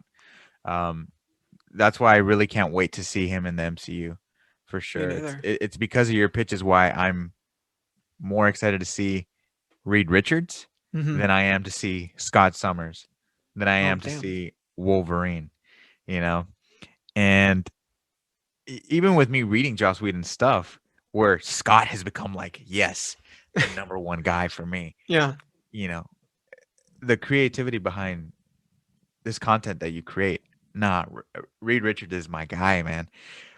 Reed Richards is my guy. But it's all about that. It all comes down to that casting, because I tell you, I listen to this pitch and I don't think of John Krasinski. I don't. Right. I think of Reed, and John's Yeah. an awesome actor, and I'm sure he's going to be Reed Richards, and I'm sure he's going to give us a great take on it. But yeah, this is a very specific Reed Richards here, Hmm. and I love the internal conflict that he deals with, which is himself, you know, and that's something that's very prevalent in this story that I find has just ginormous consequences within it, and I love that he's traveling to find the Beyonders with his son Franklin, and Hmm. and they encounter all these different characters like Brother Voodoo and Man Thing. I love all these characters that you brought in, unexpected characters, but utilized in a way where it moves the narrative forward in a very productive way. You're not just throwing characters in there and it's like these are Marvel characters. Hmm. No, you're using them, to the advantage for the story, and it elevates everything. On top of that, I love Doctor Strange's death. I love that in his last moments he offers his mystical power to Man Thing. I think that's a beautiful thing. That's a beautiful way to end his character. I loved how you utilized T'Challa as well. As a protagonist who tries to convince Sue Storm that what she's done is completely wrong, and she needs to come back and kind of redeem herself. Because she's an adult, she's conscious of what she's doing and stuff like that, and she's aware of what everyone's doing. So I love that the king was able to, lay it down and be like, this is completely wrong, and you need to fix this because we've lost everything. And Yeah. at what cost? Very compelling stuff. I really loved it. And of course, the Spider-Man taking back New York. That is such a great idea. The fact that New York is like the epicenter of all these realities Hmm. kind of spilling over with one another, and then all the Spider-Men there with Coulson are like, let's take it back. Like, that is epic. That is epic. That is a very ingenious way of bringing all the Spider-Men together in one location, dealing with something that's on the scale of a multiverse level threat. Hmm. Yeah. That is so cool, my man. So cool. You know, like when you talk for a long time and you forget you're talking. Yeah. That's how it feels every single time. I'm almost intimidated. I'm almost intimidated for part two. Because that shit, I mean, Jesus. Oh my God. I'm It's the excited. finale. It's It's the the finale. finale. It's the beginning of the war. This was all the setup, and I love that Doctor Doom. You still have him, and you still have the core essential part of his character, which is, you know, I am. There's nothing that will prove me wrong. Yeah. There's nothing that will prove me wrong. Everything I'm doing is correct. And that's where we get the most fascinating characters. Yeah. Someone who just solely believes everything that they're doing is wholeheartedly correct, and not necessarily out of purity, but out of you know logical Ego. yeah, ego and Yeah. logical ideals. That to me is menacing. And God, I can't wait to see Doom. God, I can't wait to see Doom, man. I can't wait to see it because I'm Me imagining in neither. my head how the MCU, the tone, everything, just every piece of dialogue watch. It's gonna be awesome, awesome, awesome, man, awesome. I don't know what we're gonna do after MCU gives us X-Men, Fantastic Four, Doom. I don't know what we're gonna do, but I'm gonna go we're, home. we're gonna say we lived a life and we were able to exist during this time, and Yeah. not only watching the movies, but also being able to create, our own stuff like this. Yeah. I mean, what a time. What a time. It is. Yeah. It's wild, man. I'm just glad that we're finally here doing this. Been very excited and, you know, working hard on it. I mean, there's a reason why there's like almost like 3-month gaps between each one. It's because Oh, yeah. it takes forever. It takes forever to do this shit. Yeah, this ain't easy. You make it look easy, but we No, all know it ain't easy, it feels you know? like a ton of bricks. Yeah. But it's something that looking forward to get up, and I know there are a lot of viewers who can't wait to hear this stuff and just experience that escapism. Yeah. It's awesome, and it's why we do it and why we love to do it. Me too. You said it perfectly. You said it more perfectly than I could have wrote it. Nah, man, nah. It was awesome, man. It was Thank you. absolutely perfect. And I just want to let all our viewers know, for those of you who've listened from the beginning to the very end, you are outstanding. And we appreciate every single one of you. We love your guys' passion, your insight, and your viewership. You Mm. are all extremely incredible. If you're new to this video and you're here and you're kind of lost, go back to X-Men in the MCU Part 1. It's all on Spotify. It's there. Julius made it available. Just like Very, how this will be available. yeah, very accessible to you all as well. So just if you're working out, if you're doing homework, if you're on your way to work, go ahead and listen to this pitch. It's a long narrative for you guys, and it's an experience. It's not just a YouTube video or just writing. It's an experience. So go ahead and check it out. And once you get to this part, we have the last part 2, Secret Wars, the finale of the MCU from Julius. It's coming. It's coming soon. We're gonna get that recorded. Yeah, look at that. Oh man, that's awesome. Look at that. And make sure to get some Marvel shirts up in here. We both got to wear our Marvel shirts when we record that. Exactly. So be sure to stay tuned for that. We got Secret Wars, the finale of the MCU from Julius's pitch, the mind of Julius. We had Shakespeare, we had Tolkien. Now we got Julius. We got this guy. Exactly. So stay tuned for that. It's coming soon. For those of you who want to be a subscriber, please feel free to subscribe to our channel. We have over 3,500 subscribers and can't wait to have more of you on board. We're almost at 4,000 subscribers. Get us there. Which is awesome. Get us there. You guys are all amazing. If you want more of this, get us there. Yeah, exactly. This is something we love to do. You can expect a video from us most likely every day. Definitely every week. Yeah. So be sure to come back and listen to our conversations and share your insight too. That's what makes this community so special, because you all make this the greatest of all time. That's right. That's going to conclude this episode. Thank you all so much for watching and listening. My name is Angel. I'm Julius. And this is the GOAT Movie Podcast. Thank you so much.